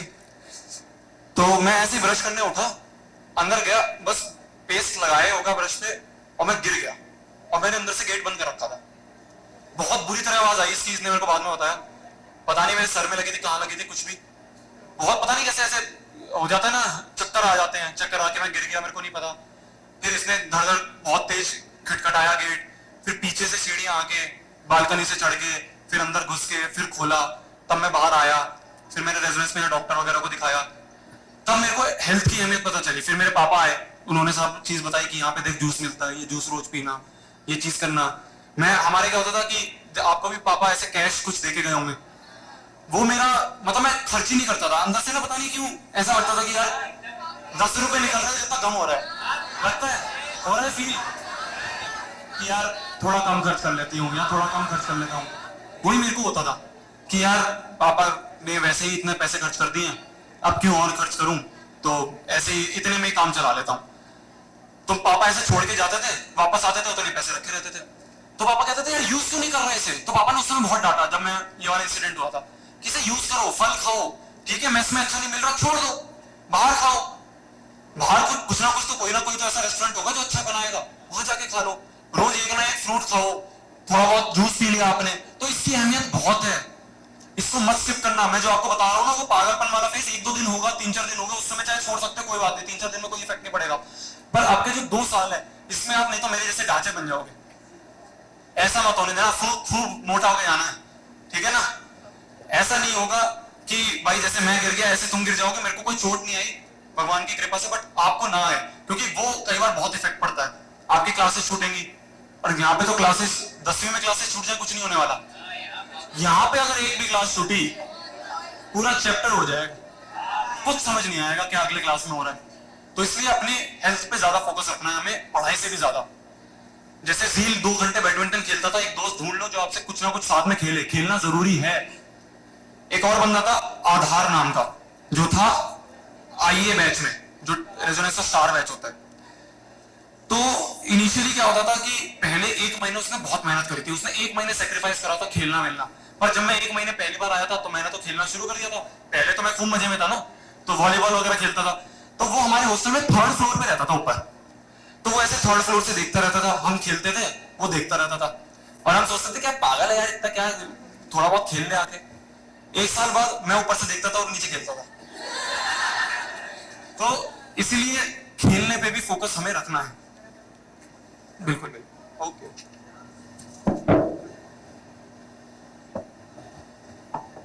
Okay okay. तो अभी करें या फिर अभी, फिर उसके बाद हम कंटिन्यू करें या फिर टाइम हो गया? अच्छा अच्छा, तो पहले सर को बोले, सर जब आएंगे मेरे को एक बार बता। ठीक है, तो हमें गेमिंग मोबाइल वाली नहीं, कितने स्मार्टफोन कौन कौन लेके आए, वापस भेज दो, वापस सब वापस हो जाने चाहिए, एक का भी नहीं बचना चाहिए, सब वापस चले जाने चाहिए। मेरे से पैसे ले लेना, 900 रुपए सैमसंग गुरु ले लो। मेरी वीडियो भी मत देखो, छोड़ दो मेरी वीडियो, मेरे को अपनी वीडियो दिखा के नुकसान को करवाना यार तुम सभी का। नहीं नहीं, कोई बहाना नहीं, ऊपर आपको मिल जाएगा इंटरनेट, साइबर कैफे में जाके देख लेना। बहुत बहुत बड़ी गलती करोगे अगर ये फोन रख लोगे। मैं आप सभी को एक इंसिडेंट शेयर करता हूँ। मेरा भाई यहाँ खड़ा है, उसको मैंने झूठ बोला था, आज उसको सच पता चलेगा। जियो फोन लॉन्च हुआ था, ठीक है, तो मैंने घर से जियो फोन मंगा लिया। मैंने कहा यार मम्मी ये वाला फोन थोड़ा खराब सा हो रहा है, जियो फोन में कैमरा भी मिल जाता है, कई बार जरूरत होती है कैमरे की, होता है यार, कई बार मन करता है हमारा भी कि कैमरा वैमरा मिल जाए, या फिर थोड़ी बहुत वीडियोस वगैरह हम यूट्यूब पे हम भी देख लें। तो मैंने वो फोन मंगा लिया था, जियो फोन। भाई साहब उसमें सब कुछ हो जाता है। उसमें तो सब चीज है। मैंने सोचा उसमें थोड़ा बहुत चलेगा, सब चल जाता उसमें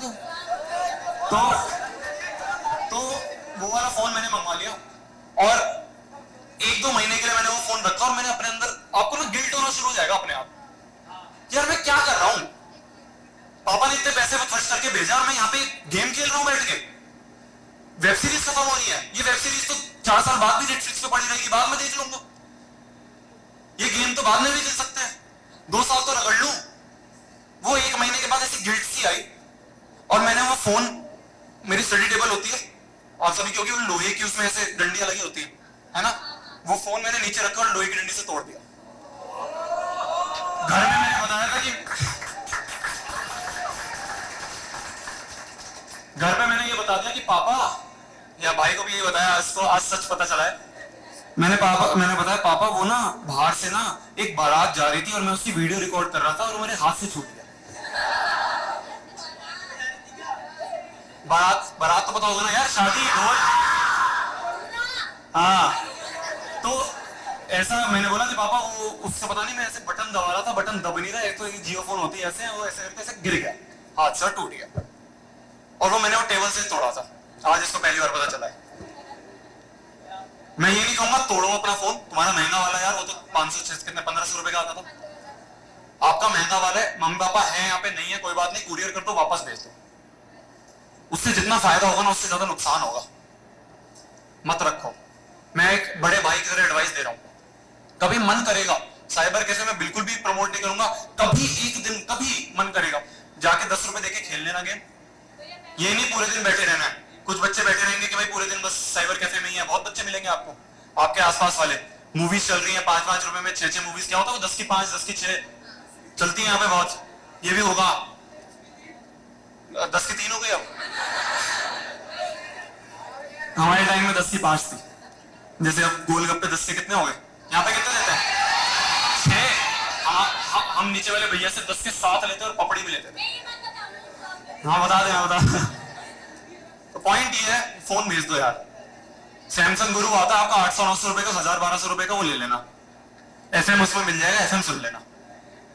बट ये फोन आपको बर्बाद कर देगा। आपको लग रहा होगा अभी कि नहीं भैया मैं संभाल लूंगी या मैं संभाल लूंगा, मैं अपने आप का टाइम अपना मैनेज रखूंगी, मैं अपने आप को रिस्ट्रिक्ट रखूंगी, पर आप तो रखोगे, वो आपको नहीं छोड़ेगा। वो आपको दिखता रहेगा बस कि यार मेरे पास आ जा, थोड़ी देर खेल ले, बस थोड़ी देर बात कर ले, थोड़ी देर व्हाट्सएप चला ले, थोड़ी देर इंस्टाग्राम चला ले, थोड़ी देर यूट्यूब पे शोभित भैया देख ले। मत देखना। मैं वापस आ जाऊंगा 1 महीने बाद, वापस आके तुमसे सारी चीजें जितनी भी 1 महीने में वीडियो बनाई होगी ना सब डिस्कस कर दूंगा। क्या कि मैं आ रहा हूं सर, एक बोर्डिंग लगवा देना बाहर बड़ी सी प्लीज। मैं पैसे दे दूंगा सर, बोर्डिंग लगवा देना। एलएन के बाहर भी लगेगी, रेजो के बाहर भी लगेगी, सब कोचिंग के बाहर लगवा दूंगा, आपको पता तो चल जाएगा। बट ये फोन नहीं रहना चाहिए यार। ये बात होगी आपकी स्मार्टफोन की, ठीक है। पेरेंट्स हमने डिस्कस कर लिया, फूड हमने डिस्कस कर लिया, सर बता देना ठीक है। अगला अब थोड़ा बहुत हम Q&A रख लेते हैं, बहुत मैंने ज्ञान दे दिया है ना, तो ठीक है। हाँ जी बताइए, तेज चिल्ला लोगे, वहीं आ जाओ भाग के, तेज तेज तेज तालियां यार तालियां।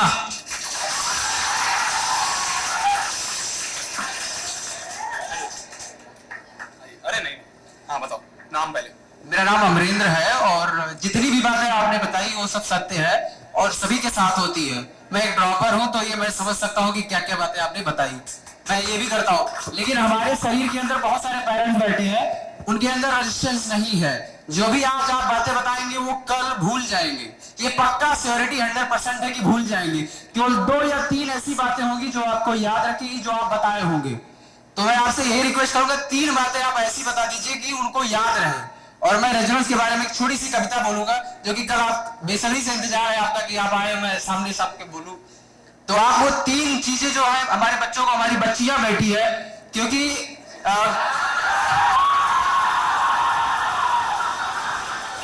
सत्यवादी राजा हरिश्चंद्र का एक नाटक था, आपने भी नाटक का जिक्र किया।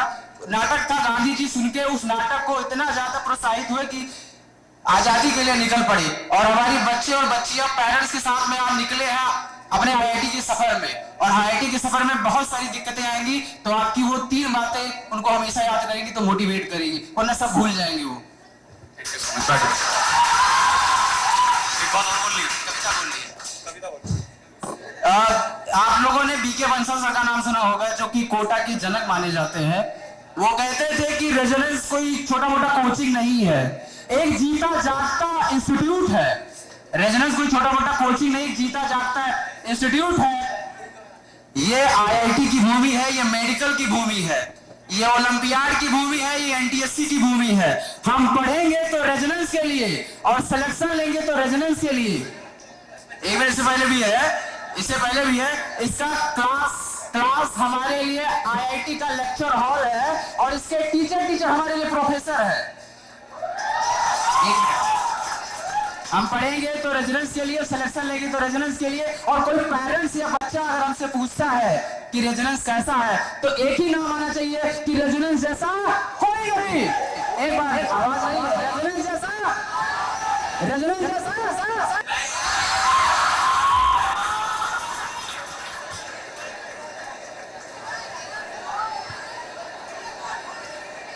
उसको पेटीएम हो जाएगा।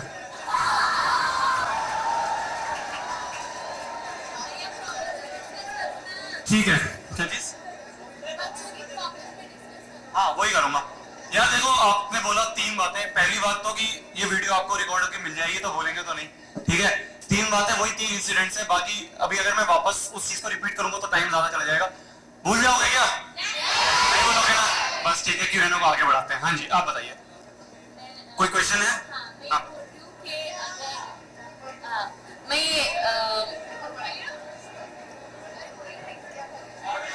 मैं ये बोल रही हूँ कि मतलब क्लास में जो अभी 12th में आई हूँ, तो कंसिस्टेंस हूँ, मतलब सारा चीजें करती हूँ, क्लास में होमवर्क करती हूँ, फॉलो कर रही हूँ हर चीज, और क्वेश्चन में पार्टिसिपेट करती हूँ, आंसर्स भी आते हैं, क्लास में भी आते हैं, बट मार्क्स में इम्प्रूवमेंट नहीं हो रहा। बट सारी चीजें करी है, टेस्ट में सारा जो आप बताते हो, सिर्फ शीट करना, नोट्स करना, तो इसका वेट करूँ, मार्क्स बढ़ेंगे या फिर क्या हो रहा है? मार्क्स नहीं हो रहे।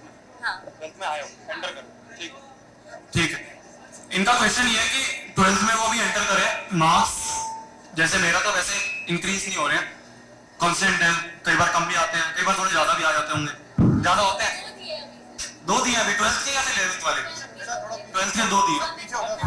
यार देखो, टेस्ट का पॉइंट ये है कि यहाँ के जो टेस्ट है ना, ये सिर्फ और सिर्फ ऐसे आप मान सकते हो कि आप हथियार इकट्ठे कर रहे हो। अगर आप टेस्ट देने के बाद उसका एनालिसिस कर रहे हो और बैठ के जितने क्वेश्चन नहीं हुए उनको वापस सॉल्व कर रहे हो, आप ये मानो आपका टेस्ट हो गया। ठीक है, नहीं कम नंबर आएंगे, मेरे भी आते थे। ऐसा कुछ नहीं है कि मैं एक ट्रिक बता दूंगा तो एकदम नंबर इंक्रीज हो जाएंगे। ग्रेजुअल प्रोसेस है, टाइम लगेगा। जो चीजें मैंने आप सभी को बताई वो चीजें आप फॉलो करो। बाकी Q&A में और कुछ चीजें निकल के आएंगी, वो सब चीज फॉलो करोगे तो मार्क्स अपने आप ग्रेजुअली बढ़ जाएंगे। एंड में आते आते आप देखोगे कि हाँ, मैं 11वीं से बहुत अच्छा था। मैं 11th में C7 में था, C7 के बाद मैं 12th में आके A5 में आया, फिर मैं A2 में पहुंच गया। वो धीरे धीरे बढ़ जाते हैं। तो ऐसा नहीं है कि अभी, हाँ बस ये है कि उसको देख के ना डिमोटिवेट नहीं होना। मैं भी होता था। जो GDS सर थे उन्होंने एक बात बोली थी कि शोभित, तेरे को ये बहुत बड़ी चीज लग रही होगी कि यार मेरे कौन सा एग्जाम का कोई नाम होता है आपके, क्या होता है? ACT, MCT ये सब होता है ना। तो सर ने बोला था कि ये जो आपके हाँ जो भी आपके XYZ नाम होते हैं पेपर के, तो सर ने बोला कि ये जो तेरे रेगुलर एग्जाम्स हो रहे हैं ना, तेरे को अभी बहुत बड़ी चीज लग रही होगी। अगर मैं थर्ड पर्सन के पर्सपेक्टिव से देखूं, कुछ भी नहीं है। तेरे को IIT में जाके कोई नहीं पूछेगा कि तेरे कोचिंग में सेकंड टेस्ट में कितने नंबर आए थे, कोई नहीं पूछेगा। पर हाँ, अगर तुम उसको बिल्कुल ही लाइटली ले रहे हो और जाके उसको एनालाइज ही नहीं कर रहे, बैठ के यही नहीं कर रहे कि भाई टेस्ट देके आके बस मेरी तरह गंजे होके बैठ गए, अगर सिर्फ ये कर रहे हो तो फिर उस टेस्ट का कोई फायदा नहीं है। जो आपके टेस्ट बनाए जाते हैं ना, आपकी मॉड्यूल, आपके टेस्ट, आपकी DPP बहुत रिसर्च के बाद बनाई गई है। बहुत सालों की मेहनत है उसमें। आपका एक टेस्ट के बाद, एक टेस्ट में कुछ क्वेश्चन आप देखोगे कि रिपीट हो रहे हैं। वो रिपीट जानबूझ के हुए जाते हैं। जब आपका एक टेस्ट हो जाता है तो पूरा कोचिंग बैठ के एनालाइज करता है कि यार ऐसा कौन सा क्वेश्चन था। वो पूरी डेटा आ जाता है, स्टैटिस्टिकल डेटा, उसमें देखते हो बैठ के कौन सा क्वेश्चन था जो बच्चों से, मैक्सिमम बच्चों से नहीं हो पाया। फिर वो उसको शीट में चेंज करवा के शीट में डलवाते हैं। कि एक दो बार और प्रैक्टिस हो, अगली डीपी में वापस वो प्रैक्टिस हो क्वेश्चन, अगले 2-3 टेस्ट बाद वापस वो क्वेश्चन आए, फिर वो देखते हैं कि उस क्वेश्चन पे अब कितने बच्चों ने रिस्पॉन्स करा, कम है तो वापस उसको रिपीट करते हैं, अगर अच्छा हो गया तो उसको वहीं रोक देते हैं। इस तरह से हर चीज चल रही होती है कोचिंग के दिमाग में। कोचिंग ऐसा नहीं है कि कोई कोचिंग बुरी है कोई अच्छी है, सब अपनी तरफ से वो पूरा 100% दे रहे हैं। कमी बस आपकी आ जाती है, आप सभी की आ जाती है, मेरी आ गई थी कि मैंने उसको फॉलो नहीं करा। टीचर के दिमाग में एक रोड मैप चलता रहता है कि पहली क्लास में ये करवाऊंगा, फिर जब पहली क्लास में ये करवाने के बाद मैं होमवर्क दूंगा ना तो बच्चा उस चीज को समझ जाएगा, और अगले दिन कई बार ऐसा होता है कि सर होमवर्क ना अगले टॉपिक का दे देते हैं, पहले वो जानबूझ के दिया जाता है। सर ये चाहते हैं कि आप बैठ के एक बार अटेम्प्ट करो, आपसे हो गया तो बहुत अच्छी बात है, नहीं हुआ तो अगले दिन सर क्लास में करवाएंगे, तब और अच्छे से समझ में आएगा। वो एक स्ट्रेटेजी है उनकी, और हम क्या करते हैं, होमवर्क छोड़ के उनकी स्ट्रेटेजी ब्रेक कर देते हैं। ये दिक्कत होती है। तो आपको जो भी चीज दी जा रही है, जो भी होमवर्क हो रहा है, मॉड्यूल है, डीपीपी है, बहुत सोच समझ के हो रहा है। टेस्ट को एनालाइज करना है, देखना है कि कौन सा सवाल क्यों नहीं हुआ, उस टॉपिक को वापस उठाओ, नहीं समझ में आ रहा है डाउट क्लास में जाके वापस पढ़ो, अपने दोस्त से पढ़ो, पढ़ा देगा वो, और उसको कंठस्थ कर लेना है उसी समय, क्योंकि अगर उस समय नहीं हुआ, बाद में जाके उसकी दिक्कत आई तो वो जेई में वो सवाल आ गया, फिर बहुत बड़ा रिग्रेट होगा कि यार काश 5 मिनट निकाल के मैं उस चीज को पढ़ लेता, काश मैं 5 मिनट निकाल के उस चीज को पढ़ लेती तो ये वाला सवाल हो जाता। तो रिग्रेट नहीं होना चाहिए, इसलिए मैं कहता था 100% डीपीपी होनी चाहिए, 100% मॉड्यूल होना चाहिए, सारे सवाल उसी से रिलेटेड होंगे आपके आगे। ठीक है? हाँ जी, एक सेकंड, सबसे पीछे वाला जो है वो, हाँ खड़े हो जाओ। हाँ जी सर, माइक पीछे चला जाए,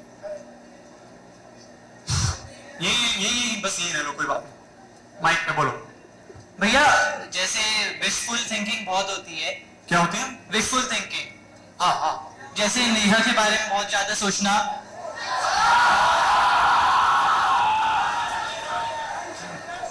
और जैसे कई सारी चीजें ऑलरेडी हो चुकी लाइफ में, तब क्या सिनेरियो होगा, ऐसे काफी सारा टाइम सोचने में चल जाता है। एक सेकंड, ये क्वेश्चन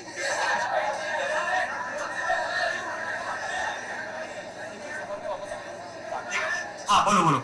ऐसे ही सब में बहुत सारा टाइम चल जाता है नेहा के बारे में सोचने में, जब कोई चीजें हो जाएगी तब क्या सिनेरियो होगा, तो उसे कैसे ओवरकम करें। कोई एक एग्जांपल कि भाई ये प्रॉब्लम हो गई थी, कोई बात नहीं, कोई नहीं जज करने वाला यहाँ पे, सब तुम्हारे जैसे ही।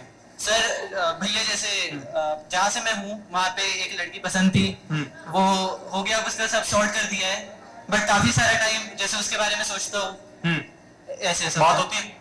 हाँ सर होती है यार। देखो हार्दिक पांड्या के लाइफ में जब नताशा जी आई, जब ही उनको आईपीएल मिला,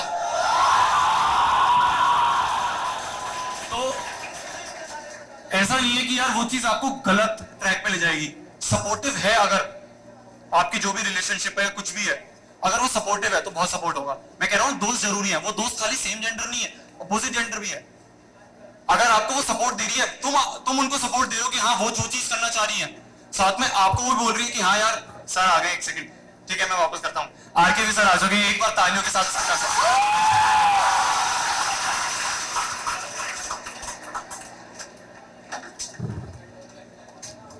गुड मॉर्निंग एवरीबॉडी। हम लोग 5 मिनट में रिज्यूम करेंगे, और आप सब लोग इतनी संख्या में यहाँ पर आए। We have 2 parallel sessions going on in the 6th floor auditorium में भी, और रूम नंबर 604 में। तो मैं ये मैसेज वहां तक पहुंचाना चाहता हूँ कि शोभित भैया इस सेशन के बाद वहां पर भी बच्चों से फिजिकल इंटरेक्ट करेंगे, आप अपना धैर्य बनाए रखें। और हमारे बीच में वो शख्सियत आ चुकी है, वर्मा सर, जो रेजोनेंस के मैनेजिंग डायरेक्टर है और शोभित भैया के मेंटर भी रह चुके हैं। तो एक बार जोरदार वर्मा सर के लिए ताली बजा दें।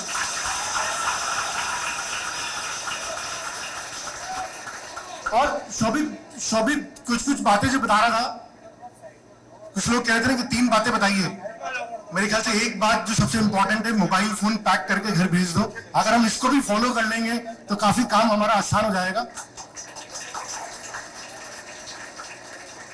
होता क्या है, मोबाइल फोन हाथ में होता है तो डीपी लगती है, और डीपी लगती है तो कितने लोगों ने देखी, इसकी बहुत उत्सुकता रहती है, बहुत उत्सुकता रहती है। या तो मोबाइल फोन यूज करो तो कुछ और काम मत कीजिए, लेकिन अगर आप प्रोफाइल अपडेट कर रहे हैं, स्टोरी अपडेट कर रहे हैं, रील अपडेट कर रहे हैं, तो कितने लोगों ने देखी, कितने लोगों ने नहीं देखी, ये बहुत बड़ा कौतूहल का विषय बनता है। ये आपके लिए नहीं है, खुद शोभित भैया 16 लाख उनके सब्सक्राइबर है, 17 लाख सब्सक्राइबर है। वो खुद इस टेंशन में रहते हैं कि मैंने वीडियो अपलोड किया, कितने मिलियन व्यूज आए।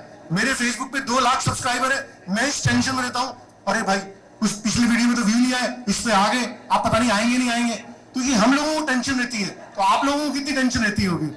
तो ये तो मतलब अगर ये है तो जैसा उन्होंने बोला था, ये फायदा कम करेगा, नुकसान ज्यादा करेगा। और मैं before I invite Verma sir on the stage, और वो एक फॉर्मली देखो हम शोभित का वेलकम ही नहीं कर पाए, ठीक है, और 4 लाइनें मैं सुनाना चाहूंगा। और इस सब बच्चों के पे अप्लाई होती है जो इतने सारे ड्रीम्स लेके कोटा आते हैं, उन सब के लिए। मुट्ठी में कुछ सपने लेकर, मुट्ठी में कुछ सपने लेकर भरकर जेबों में आशाएं, मुट्ठी में कुछ सपने लेकर भरकर जेबों में आशाएं, दिल में है अरमान यही कुछ कर जाएं, कुछ कर जाएं।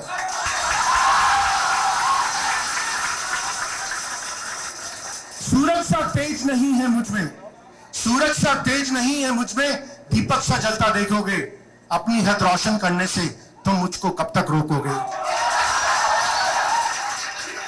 और मैं लास्ट पैरा जो है वर्मा सर के लिए, मैं उस माटी का वृक्ष नहीं, मैं उस माटी का वृक्ष नहीं जिसको नदियों ने सींचा हो, मैं उस माटी का वृक्ष नहीं जिसको नदियों ने सींचा हो, बंजर माटी से पलकर मैंने मृत्यु से जीवन खींचा है। और मैं पत्थर पे लिखी इबारत हूं, मैं पत्थर पे लिखी इबारत हूं, शीशों से कब तक मुझको तोड़ोगे, मिटने वाला मैं नाम नहीं, तुम मुझको कब तक रोकोगे। और मैं चाहूंगा कि वर्मा सर और शोभित दोनों स्टेज पर आए, और हमारे बुके से हम एक वर्मा सर एक फॉर्मली शोभित का वेलकम करेंगे, और इस सेशन को हम कंटिन्यू करेंगे, ठीक है। और आइए सर प्लीज।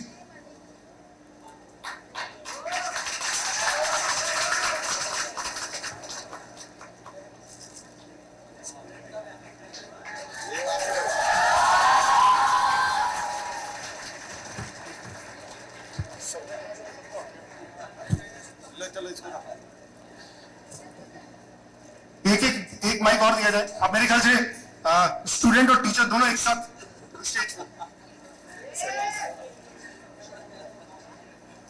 बहुत ही खुशी की बात है जब टीचर अपने स्टूडेंट के साथ खड़े होते हैं और स्टूडेंट का वेलकम करते हैं, स्टूडेंट का स्वागत करते हैं। तो इससे ज्यादा खुशी का क्षण कोई और हो ही नहीं सकता है। स्टूडेंट खुद अपने आप को इस मुकाम पे ले जाए कि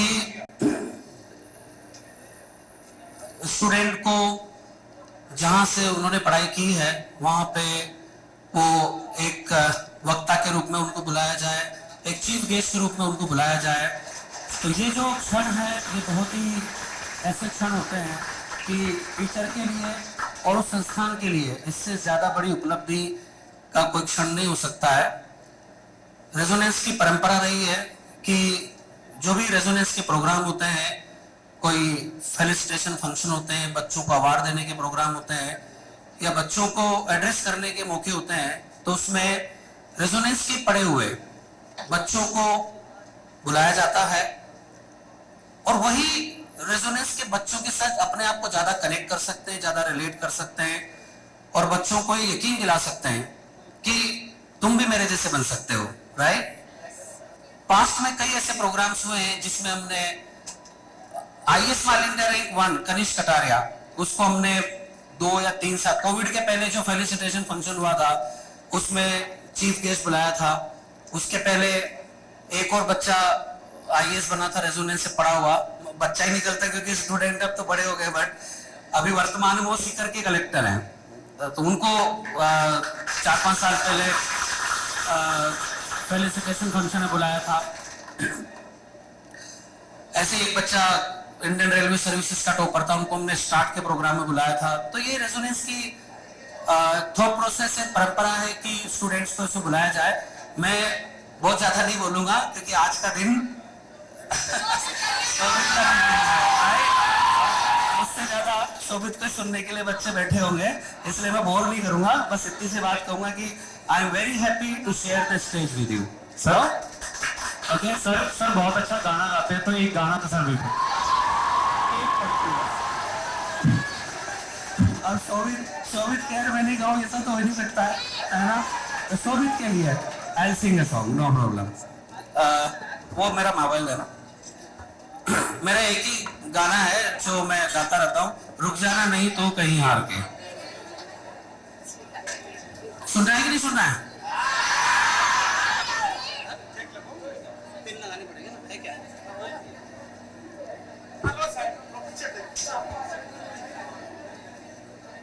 तो शोभित के बारे में मुझे भी एक्चुअली कुछ दिन पहले ही पता चला कि शोभित ही has become so popular among the youth, है ना।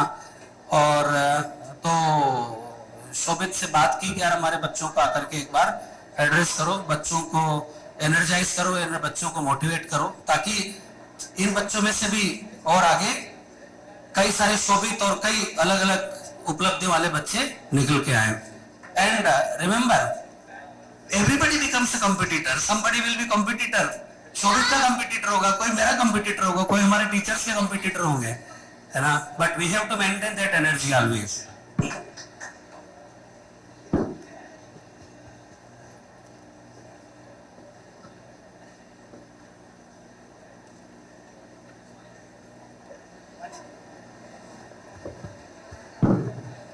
जो लोग ऑडिटोरियम में बैठे हुए हैं और ऊपर रूम नंबर 604 में बैठे हुए हैं, हम लोग 10 मिनट में वहां पर ज्वाइन करेंगे। तो स्पेशली जो बाकी जगह वर्चुअल सेशन अटेंड कर रहे हैं उनसे रिक्वेस्ट है अपना धैर्य बनाकर रखें। शुभ भैया वहां पर जल्दी उनको ज्वाइन करने वाले हैं।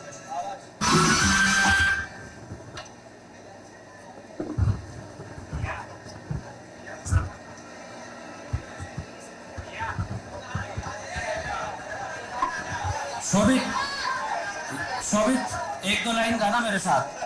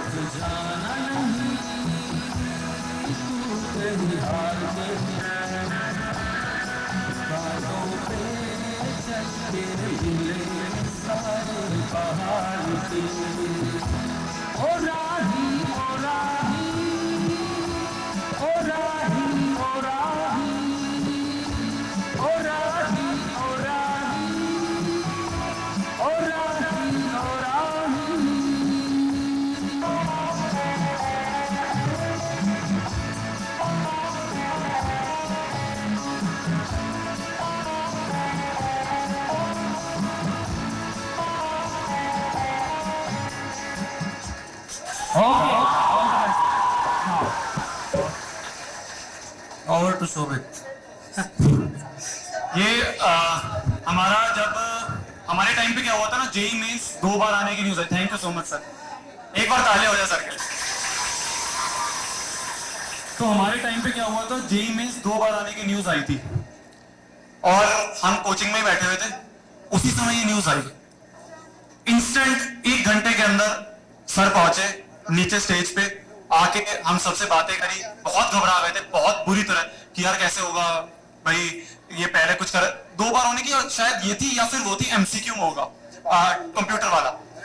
तो बहुत डर गए थे जब सर ने गाना गाया था और अलग लेवल की एनर्जी फील गई थी। वो वीडियो भी यूट्यूब पे डली हुई है, काफी बार मैं सुनता रहता हूँ। तो यही चीजें थी। बाकी एक बार मैं ऊपर ऑडिटोरियम में बच्चे बैठे हैं जो थोड़े से लेट आए थे, मैं उनको खाली वर्चुअली नहीं देखना चाहता, मैं उनसे भी एक बार मिलना चाहता हूँ, तो उनसे भी एक बार मिलूंगा।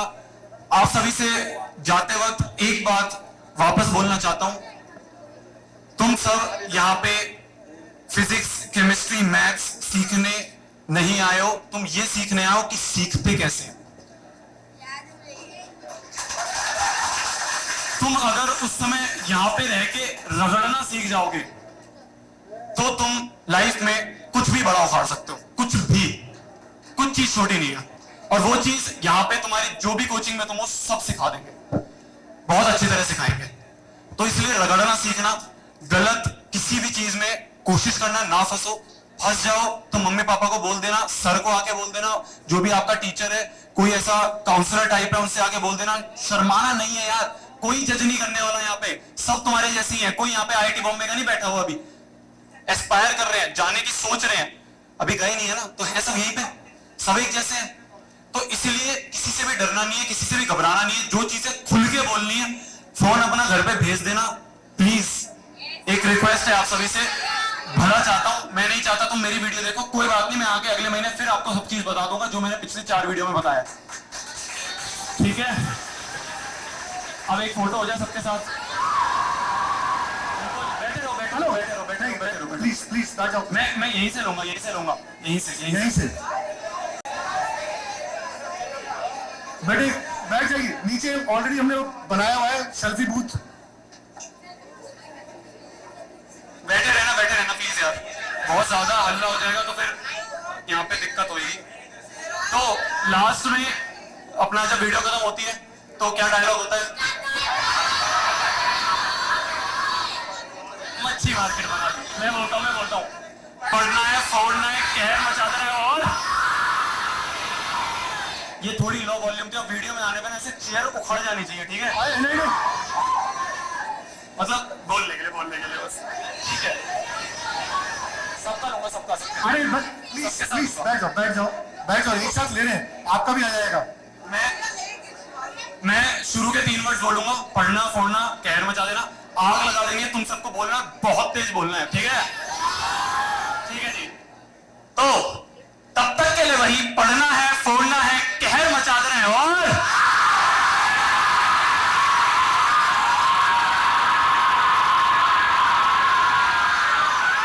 Okay, great, thank you so much यार, thank you so much everyone. Please sit down, we have exit plan. मैंने कभी नहीं सोचा था कि कोटा में जहां मैं पढ़ा हूँ That's it. वहीं पे मेरे को बुलाएंगे। Thank you so much Verma sir, please batting. Dream come true. और आप सभी को बहुत प्यार, होल्ड ऑन बहुत ज्यादा अच्छा लगा आप सभी से मिलकर। भैया यही अवेलेबल है, पहले ऑडिटोरियम में जाएंगे। Thank you so much. अब मैं ऊपर जाता हूँ एक बार। गर्ल्स को स्टेज के पास से निकलना है, बॉयज पीछे से निकलेंगे। फर्स्ट फ्लोर पे आपकी बारी खुली जाएगी। गर्ल्स, बॉयज पीछे, विकास सर